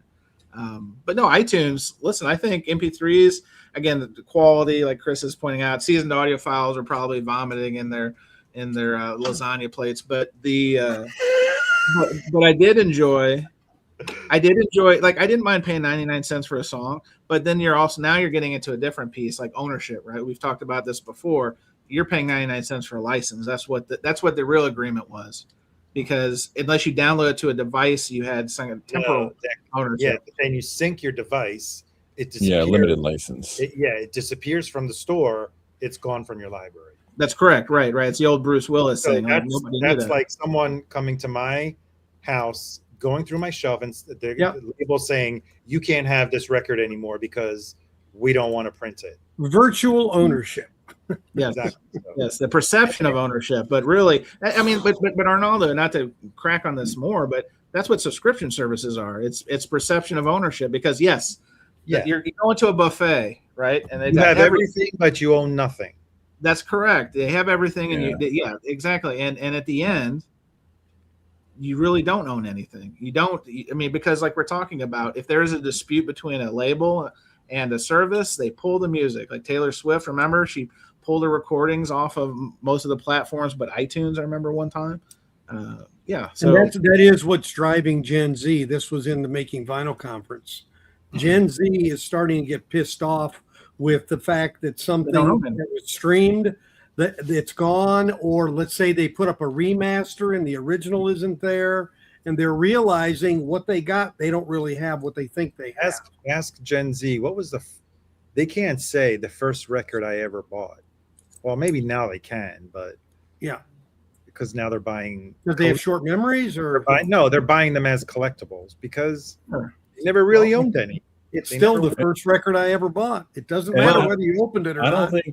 I don't think record collecting, like Arnaldo, I have to ask you your perception of this comment. Like, I don't really think record collecting existed when you were a kid. Like, I'm sure there were some collectors. Don't get me wrong, but it wasn't. I collected Kiss records. I wanted. That's all what the I mean. Kiss Like, but it's because you wanted to hear Kiss's music. Correct, like, it was a necessity. It was a necessity and a medium you needed to hear music on demand. But it wasn't like in today's. You didn't do it for collecting's sake. Well, yeah. Because I mean, Kiss is a bad example because Kiss had all the add-ons, comic books. Yeah, you would still call it a record collection, right? Yeah, it was a record collection. Yeah, I know that, but it was more of like, this is my record collection that I buy so I can hear the damn music. It wasn't like right. People probably didn't even take good care of it. Of course, because they didn't treat it as an artifact. They treated it as the only way you could listen to music, like clothes, right? Yeah, exactly. Here's another way to say it, I guess. Like, everybody had records, but not everybody was a record collector. Correct. Versus most people who have records now are pretty much collectors. Most. Maybe. I don't know. It depends. Yes. It could be either the five of us that are on this stream, as well as a Taylor Swift fan who doesn't have a record player. They're collecting. Right? Yeah. So can I tell a quick story? So I was at, again, Billy Hirsch River Run Records. I was up there the other day picking up my Megadeth pre-orders. And I was telling some of these stories. I was telling the live throwing copper story from Austin, Jason. I was telling them about your shootout and sharing those findings with him. And just as a matter of happenstance or serendipitousness, a young lady came in and bought some CDs. And so, because he has like a CD room in the back.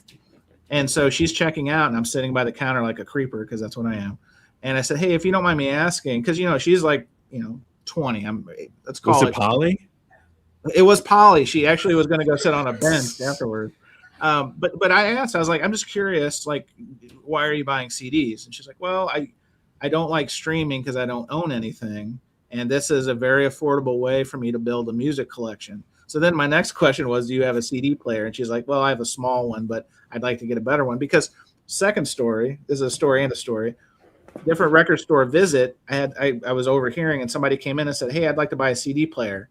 And the record store is like, oh, we can't help you. Right. And so there's a lot of parallels between where vinyl was 10, 15 years ago and where CDs are now. It's happening again. And we forget about CDs being back, but the reality is still the same. And now you're layering on this ownership piece that we're talking about. Is the youngs are wise to this. They're anti-AI. They're anti-streaming services. They want to own things, and I can't say these are like less than $10. I mean, there's the $1, $2 ones at the thrift store, and then you want to go and find a good CD that's not trashed at $5, $6, right? Depends, wherever. For now, but wait. Yes. Like anything else, watch. I've seen them, but now they're $8 to $10 at some of my locals. I'm like, guys, no. You're going to ruin this. You're going to be like Lenny and To Kill a Mockingbird. You're going to literally, or what? Oh, Mice and Men. You're gonna hold these CDs in this new revenue stream, and you're just going to squeeze the life out of it by charging too much. But I digress. Yep. True. Well, Arnaldo, since you're on fire right now, what's your third wish? Let's just get into it. Can we get rid of AI's involvement in music and anything creative? Yeah. That is the next problem that is going to. Have you guys read the news about Universal, UMG, and I think Sony? They are suing Suno for taking a copyrighted material, studying how the songs are written the words, the music, so that they can create something. So you can go to Suno and say, I want something that sounds like Taylor Swift, that talks about this. That is very dangerous. Are they upset because those labels have been doing that for 5 decades, or are they upset because it's actually costing them revenue? Probably because it's costing them revenue. Awesome. No, I'm kidding. No, but do you think it's going to do what I think streaming did to a lot of artists? Which is steal their live and push them out, basically. Steal or minimize their revenue stream. You know what I mean? This is a bad suggestion, and I'm going to reference Fish. I apologize for everybody except Tokyo Brian, is probably not watching right now, but there's a Fish app where it's $100 a year, and you can stream their entire catalog and all of their live shows and some archival stuff. I'm curious why more bands haven't copied that model. And that stuff's on the streaming service. Well, some of it's on the streaming service. Neil Young does something similar. Neil Young does it, right? Like, but I'm trying to think. Tons of material on there. Yeah, so like I'm also curious why the artists haven't taken back the power. Maybe they don't own the rights or the masters or the whatever. That's the very possible, because listen, we have an artist on the dais, Jason, as a member of Psychedelic Horseshit. Where do you land on this? Because this is clearly like cutting into your revenue streams, right? Sure. Big time. That's right. Yeah. But I think like there's a, because I was always curious, like, and I know the model is way more complicated than I'm making it, but if you pay $20 a month for Spotify, if I pay $20 a month for Spotify, but 90% of what I stream is the Beatles, shouldn't 90% of that $20 go to the Beatles? No, it's the way each track gets paid is calculated. Well, it's complicated. Yeah, I can't. I know it's complicated, but it's like, but my thing is like, I hear that I've seen the numbers that are reported on like the billions of streams and what people make, but then I'm thinking like that artist is the anchor potentially in access to that streaming service. They're one of the feature products in a way, because the draw. Why wouldn't they get a higher percent of the revenue? Like, for instance, it should be proportionate of like based upon my subscription. Take away whatever the overhead is, whatever it comes out to. Based upon my subscription, I listen to these 50 artists and these 400 songs, and 10% was this person, 10% was it. Like, it should be divided. That's how it should be done. That happens. You know where that happens? On iHeart. On iHeart. What iHeart does is Bandcamp. They do that proration of like, so for example, I have a certain number of artists on a label, right? And these are the artists that got streamed, right? Say it's 100 of them.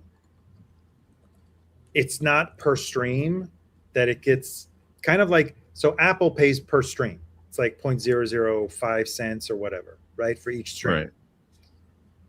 Right. What iHeart and probably Sirius also do, they prorate the share of that specific label, and if you want to say those artists, based on how many of the volume of the overall consumption, right? I understand. That's how they determine what the, let's call it quote unquote rate to pay per listen. You know what I mean? That's how it works, at least there. For YouTube, it's probably also a little more complicated, because you have the streams that are subscription based and ad based. Got it. That makes sense. So, and I guess the streaming services are like that too. You can get ads, Spotify. The subscription ones are at a lower penny rate, whereas the ad generated ad based ones have a higher streaming rate. And then I probably gets even more complicated by the length that you watch stuff. But yeah, good luck auditing YouTube and having them explain why did I get $5. Smoke and mirrors. So Patrick raises a good point, and this is relative to streaming. This is one of my pet peeves. He says the problem with streaming is that it's going to become like TV streamers, right? You'll need 15 different subscriptions just to listen. And this is the proliferation. If you look at this is happening with the sports, like NBA. We were just talking about the Knicks before. If where to find NBA is all over the place. At least though, it's 3 channels or 4 networks, right? But some of these things, like for example, I know no one really watches wrestling here, but wrestling, if you want to watch one show, it's on one channel. If you want to watch a certain event, it's on a paywall ESPN app. If you want to watch something else, it's on Tubi. Like WWE and TKO, their parent company, is so diversified that you don't know where to find things. There's not like a source of truth. If you like certain wrestlers, you like certain events, whatever. And this is what's happening. And I can totally see music becoming like this, because what happens if Spotify pays certain artists, certain labels more for exclusivity, and then they pull their catalog from iTunes or whatever. That's how that's the thing. Tidal started with some exclusive artists. Exactly. That's why. But that's the thing. It's like so. There's a double-edged sword there. Like the artist actually probably has the leverage. Some artists have the leverage to do that. I mean, look at all the specialized XM stations: Pearl Jam, Tom Petty, Fish, Dave Matthews, whatever. Right? Like they've profited off that. Springsteen, they profited off that footprint. So it's like a double-edged sword, because if the artist has the ability to do that and make money, then to your point, you need 9 different streaming services to get all the music you want. But I don't know. It's just a strange world. I feel like it could be done better. But if Arnaldo's wish gets granted, this is a non-topic. So well, there's a question, guys, that's come up not once but now twice. First, Dane Johnson asks, "How does Surface Noise split the revenue?" And then Kevin also asked, "How do I divvy up massive streaming revenue for the people on Surface Noise?" And guys, the short answer is Arnaldo gets 99% of it. The rest of it, I try to spread generously through our marketing materials. But the reality is, the renegotiation of Arnaldo's contract, it came at a heavy, significant cost financially and fiscally. So, yes. So, how else do you think Arnaldo can afford a miniature Rick Moranis turntable and the toilet cover mamas and the papas? Like, that stuff's not cheap. Look at it. I mean, it's made out of gold. That's handcrafted by very little people. How's it going, Chris? How are you? Anyway, well, anyone else? David, you want to take another track at Vinyl Genie? You want one? The only one is I'd like to find all the releases that are on Simply Vinyl label. No, David, why? Yeah. Why? Oh, why not? We may have a battle. Hang on, I've got Arnaldo. I've got to put you up here because that's how this thing works. I have a Morrissey on Simply Vinyl. Okay, I don't want that one. The sources are very questionable. Well, not the ones I've heard so far. I had the Royal Scam in Asia. So Arnaldo, I'm kind of on David's on this. I have a couple of Simply Vinyls. I have Lenny Kravitz Greatest Hits. I have a couple of the Nick Drake reissues. And regardless of source, I can't believe I'm saying this, I enjoy the way they sound. You do?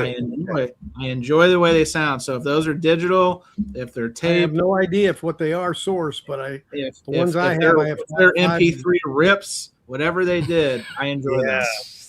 I have one I can sell. The reason why I say this is because, sorry, Chris, and in my first ventures into audiophilia during COVID. Oh, hang on, Arnaldo, I have a video for that. Hang on a second. If this is a tale of audiophilia, I have to play our patented. Hang on a second.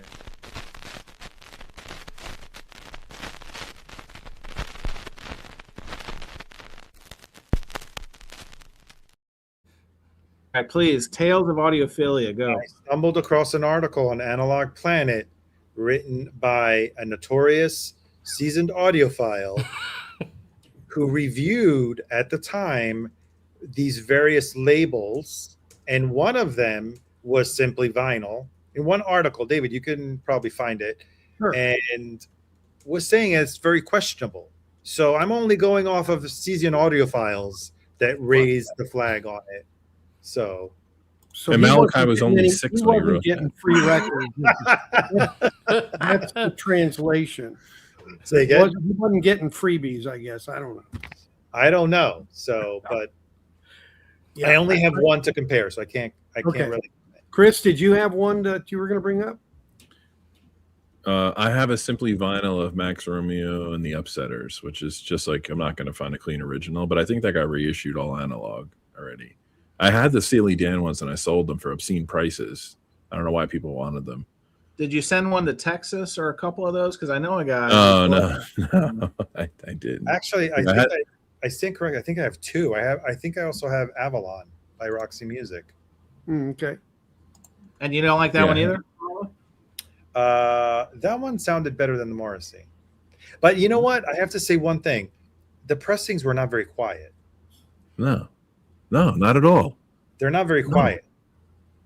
So I feel like were they before music on vinyl or the same time? They're early 2000s. Early 2000s, yeah. The aughts. Yeah. Maybe even late 90s. They might even been late 90s. I feel like that Asia was pretty early on. Yeah, I didn't love them, but Well, I I think don't know what else to say about it. I think the Vinyl Genie needs to now get his rest. He's crawled back into the lamp of doom. They're taking him to Hawaii, and I think he's about to create some more. A couple of comments still off of Arnaldo's passioned Vinyl Genie requests. Dane asks, "Is this show based on AI? Isn't this show based on AI ideas?"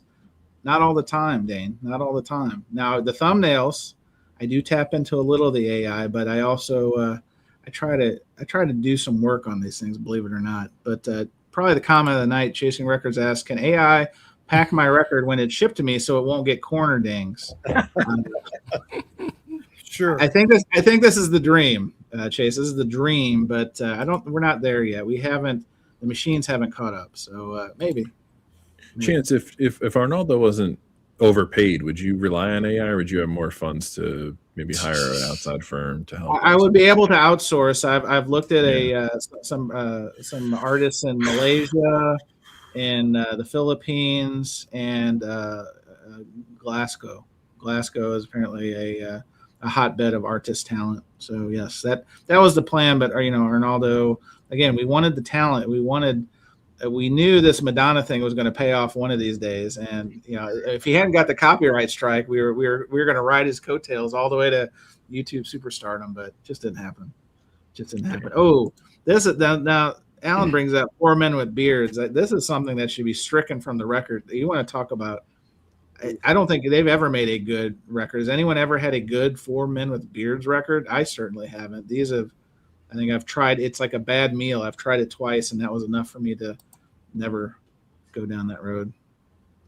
Jason, Bill Fay, 4 Men with Beards. It's not bad. Turns out the big star third on the 4 Men with Beards. I think it comes from the tape. So they have the tape, yet it sounds like assholes. No, it's just the pressing, because it's like bad so quality. It's a manufacturer? You think it's a manufacturer? But that could be like if you couldn't get the original, because the original, like a third, I guess when it came out in late 70s, that thing's going for like $500. Whoa. So if you don't want to go get that, like the option is to get that 4 Men with the Beards, because they had like a licensing thing with Fantasy, and that's how they were able to get the tapes from Ardent Studios. Mm. I like it. Well, as we close up the show of talking records, I did want to, and Arnaldo's not here. I thought he would love this one. There he is. He's back.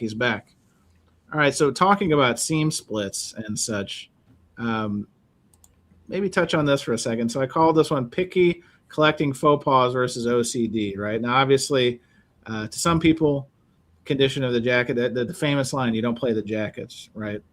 But I was having a conversation. It might have been Austin. I forget where it was. Or no, it was before Austin. Local friend was asking about a record. And I was like, I have an extra. I can sell it to you. And I described it. I was going to send him pictures. He's like, first of all, how's it sound? Oh, yeah, it sounds fine. No issues. VG Plus. Buy with confidence. And but then he asked about the jack, and I'm like, yeah, it's in good shape. Spine's good. It's got a saw cut. And he's like, whoa, bro. I can't do saw cuts. And it took me aback, and I was like, really? Saw cuts? So I'll take a saw cut over a seam split. It was the artist's intent. The saw cut was the artist's intent, so it's okay. So it got me thinking, like, what are the real like no goes? Like, saw cuts don't bother me. I'm not a big fan of cut corners, but if you have to, you have to. Jason he'll just take a record out of a crate if it's a Nirvana Nevermind first press for $2 and it's stacked with all these. We don't care. So I know there's no shame in that game. But does anyone else have some standards or substandards on this? David, do you have what is there a no-go when it comes to condition, jacket, or like if somebody wrote on the label of the record, is that a no-go for you?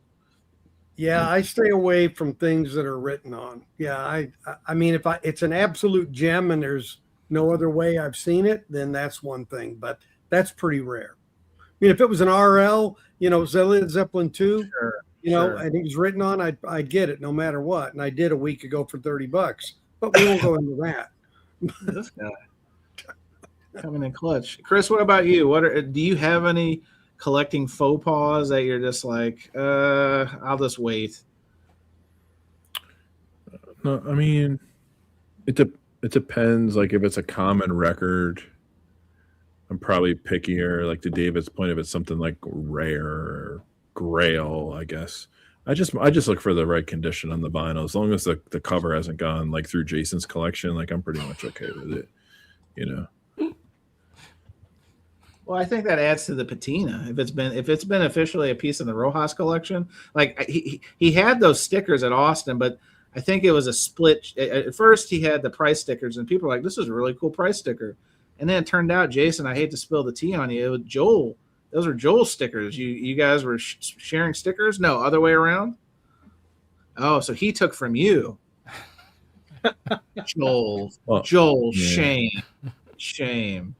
I guess actually one of my faux pas, which I admire you guys for, I just don't have the patience or the strength for this, is like I always hear you guys be like, "Hey, I got this again because I didn't have the insert or the poster," and I'm like, I'm not being negative towards it. I admire you guys for it. I just don't have that's like a faux pas for me. Like I just don't care. I'm just like, whatever. Yes, but it has to be complete. It has to have all the guts.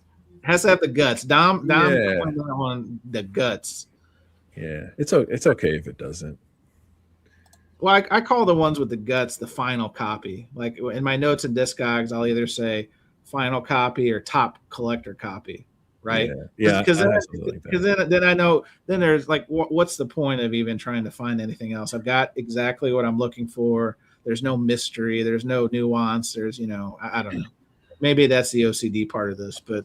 I don't know. Bianco, anything else that sticks out to you that's a faux pas? Like drill holes? That's one that used to be more in the 70s. Like I know that. That doesn't bother me. There's that Randy Holden kind of seam split in the cover is a real turn off, or stuff that's in the interior in a gatefold that was like stapled in and it's pulled out. I can't handle that. You can remedy that as long as you have the insert. You can put the staple back. You guys ever seen this for seam splits?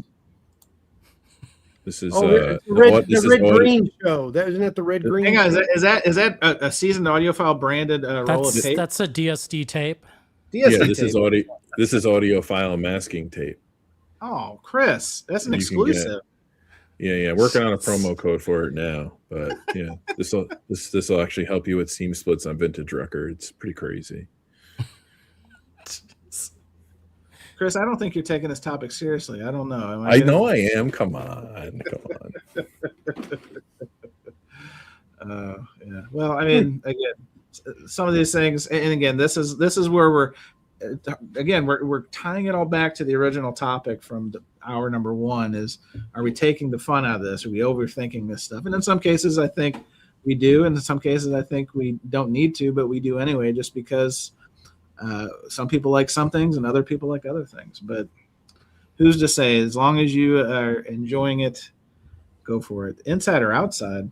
Alan, what do we mean here? Tape. Oh, on the tape. This question makes too much sense. What about scratches? Hell no. Well, that's the vinyl has to be listenable, playable, right? Playable. Yeah. Unless you're Rojas. Unless you're Rojas. If somebody's going to tell you the record is VG plus plus plus, watch out. Just watch out. I mean, there is no such rating. Be cautious. That pickiness saves me from spending a lot of money on vintage pressings. Yeah, I know. I saw you looking at that Nirvana in utero quite a bit. I grilled it. I think that was a take. I mean, you're talking to me who got Chance. You saw the copy of Nevermind that I got. I mean, I kind of fixed the cover to the best that I could, but it had the water damage on it. Yeah, but inside, it was great inside, and that's what really mattered, right? Yeah, so, for sure. It was something rare. You make concessions for something that's rare. Exactly. Like for example, I didn't mind that this copy of Dummy was a little, was a little on the corner. Is this the Grail? Yeah. You son of a. The back is pristine, and look, the guy only paid $18.98 for it back. Who knows when? Is that Academy? This was at A1. A1. Really? Yes, at A1. The end. Well, talk about like minty inner sleeve. Like nothing happened. And to my surprise, when I pulled it out to clean it, it even had the send away postcard, which was an added bonus. This could have been the first thing that was tossed, whoever had it. But yes. So in cases like this where I have never seen this record ever, I've never held it. I didn't mind that it has a little bit of wear here on the corners, has a little dimples. Play tested it. Incredible. Congrats. But that's an EU. Is that an EU? Really? I know you had it, Jason. I know you had it. Oh, here we go. You had to get Rojas, of course. Here we go. And of course, Jason has it handy, right? He's got it right there. Yeah, this isn't planned. This I gave him a heads up. But he's no dummy. Excuse me. Does yours have the postcard inside? Does yours have somebody used that already. You know what I'm saying? Oh, that's a lesser copy, Jason. I'm here to tell you. It's a lesser copy. Now my copy went from VG plus plus to VG. No postcard. No postcard.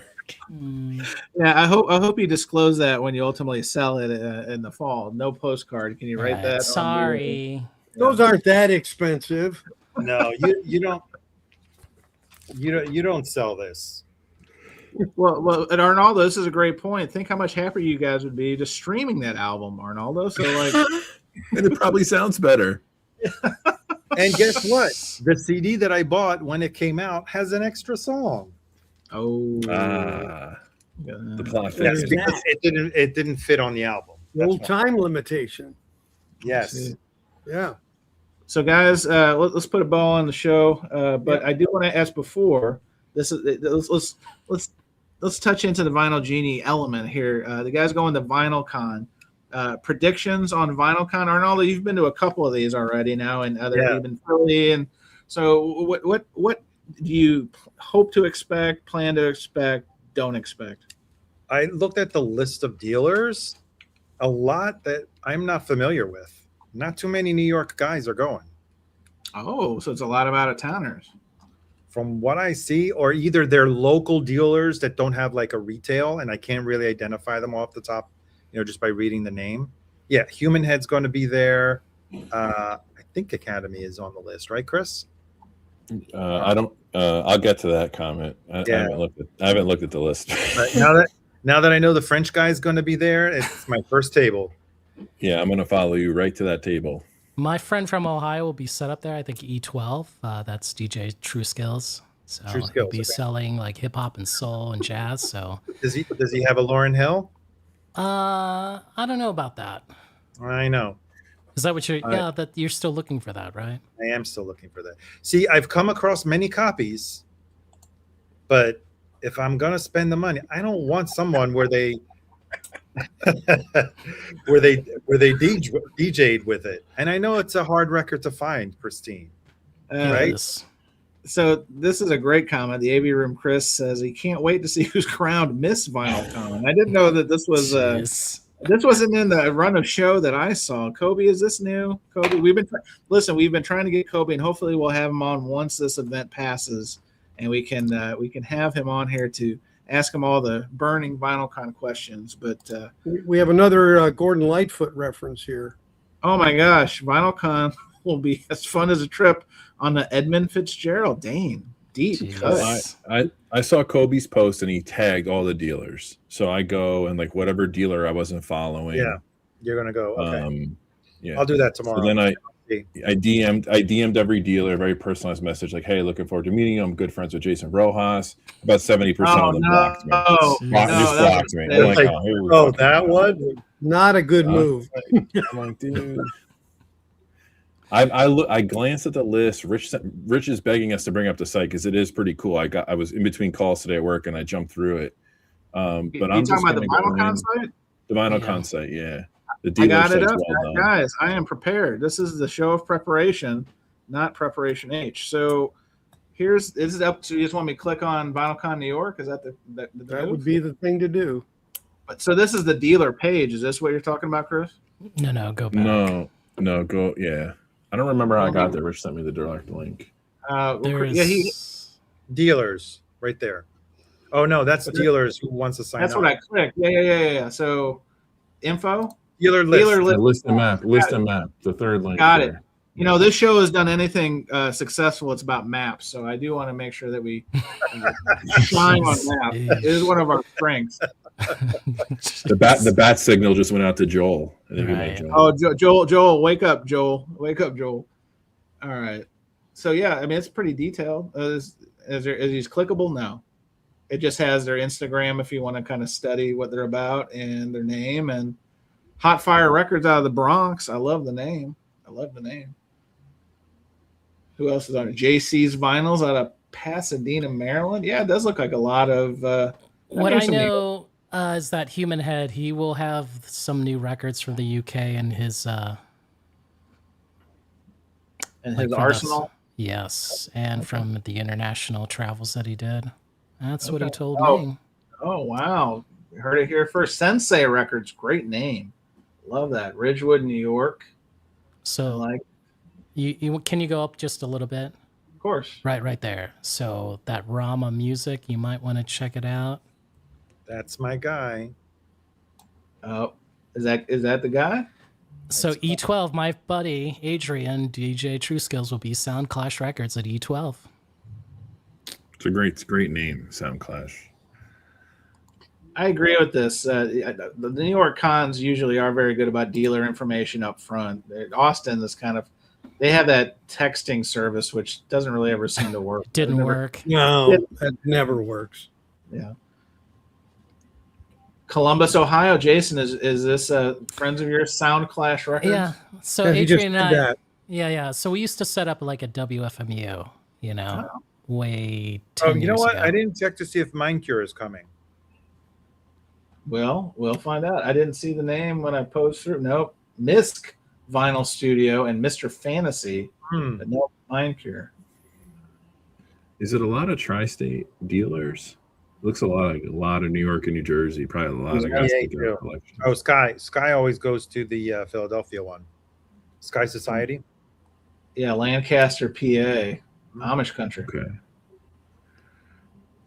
Oh, there's what's Mike? Is that his name? Vinyl Rescue. That's Mike Vinyl Rescue, and right above, go up a little bit, the Laundromat. Ooh, great name. That's like the other Mike Seltzman. Okay. Can you look up what Vinyl Jerk is selling? Vinyl Jerk. Vinyl Jerk sells soundtracks. Yeah, he's got some really great stuff, at least from his flips. He's a good follow if you haven't seen him on Instagram. But and he's gonna have library records. He already previewed the library records. Oh my gosh, Vinyl Rescue! Oh, get out! Yikes! I have a lot. Looks like I have a lot to do in one day here. I know. Yeah.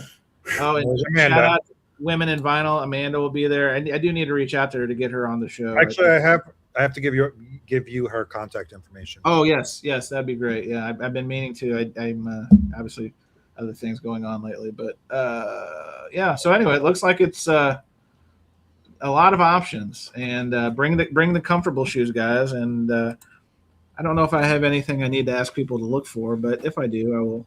That Huey Lewis record that has eluded me. It's a tough one. Which one? It's a tough one. 4 chords. They only did it on CD, except there's a European one that it never sells in the States. It's what they call that, white whale. It's probably one of my few white whales left at this point, but I digest. Anyway, well, thanks again for everyone who joined us live. Obviously, if you listen on the podcast, post haste, we always appreciate that. Makes a big difference. Hit like, dislike, subscribe, all the housekeeping. I just put out a new eBay video. If you like looking at that stuff about all the expensive records that only the upper 1% will have, check that out. But we will do this again next week. Maybe we'll have the Bong Man. Maybe we won't. More Portishead. Do I need to put the Portis people together? I'll take here. I'll put the Portis people on the bottom since it's 2, but not everyone can flex. But anyway, thanks for joining us. We will be back next week. And until then, spin your records, enjoy them, and try to have fun in this hobby. Don't overthink it. See you soon.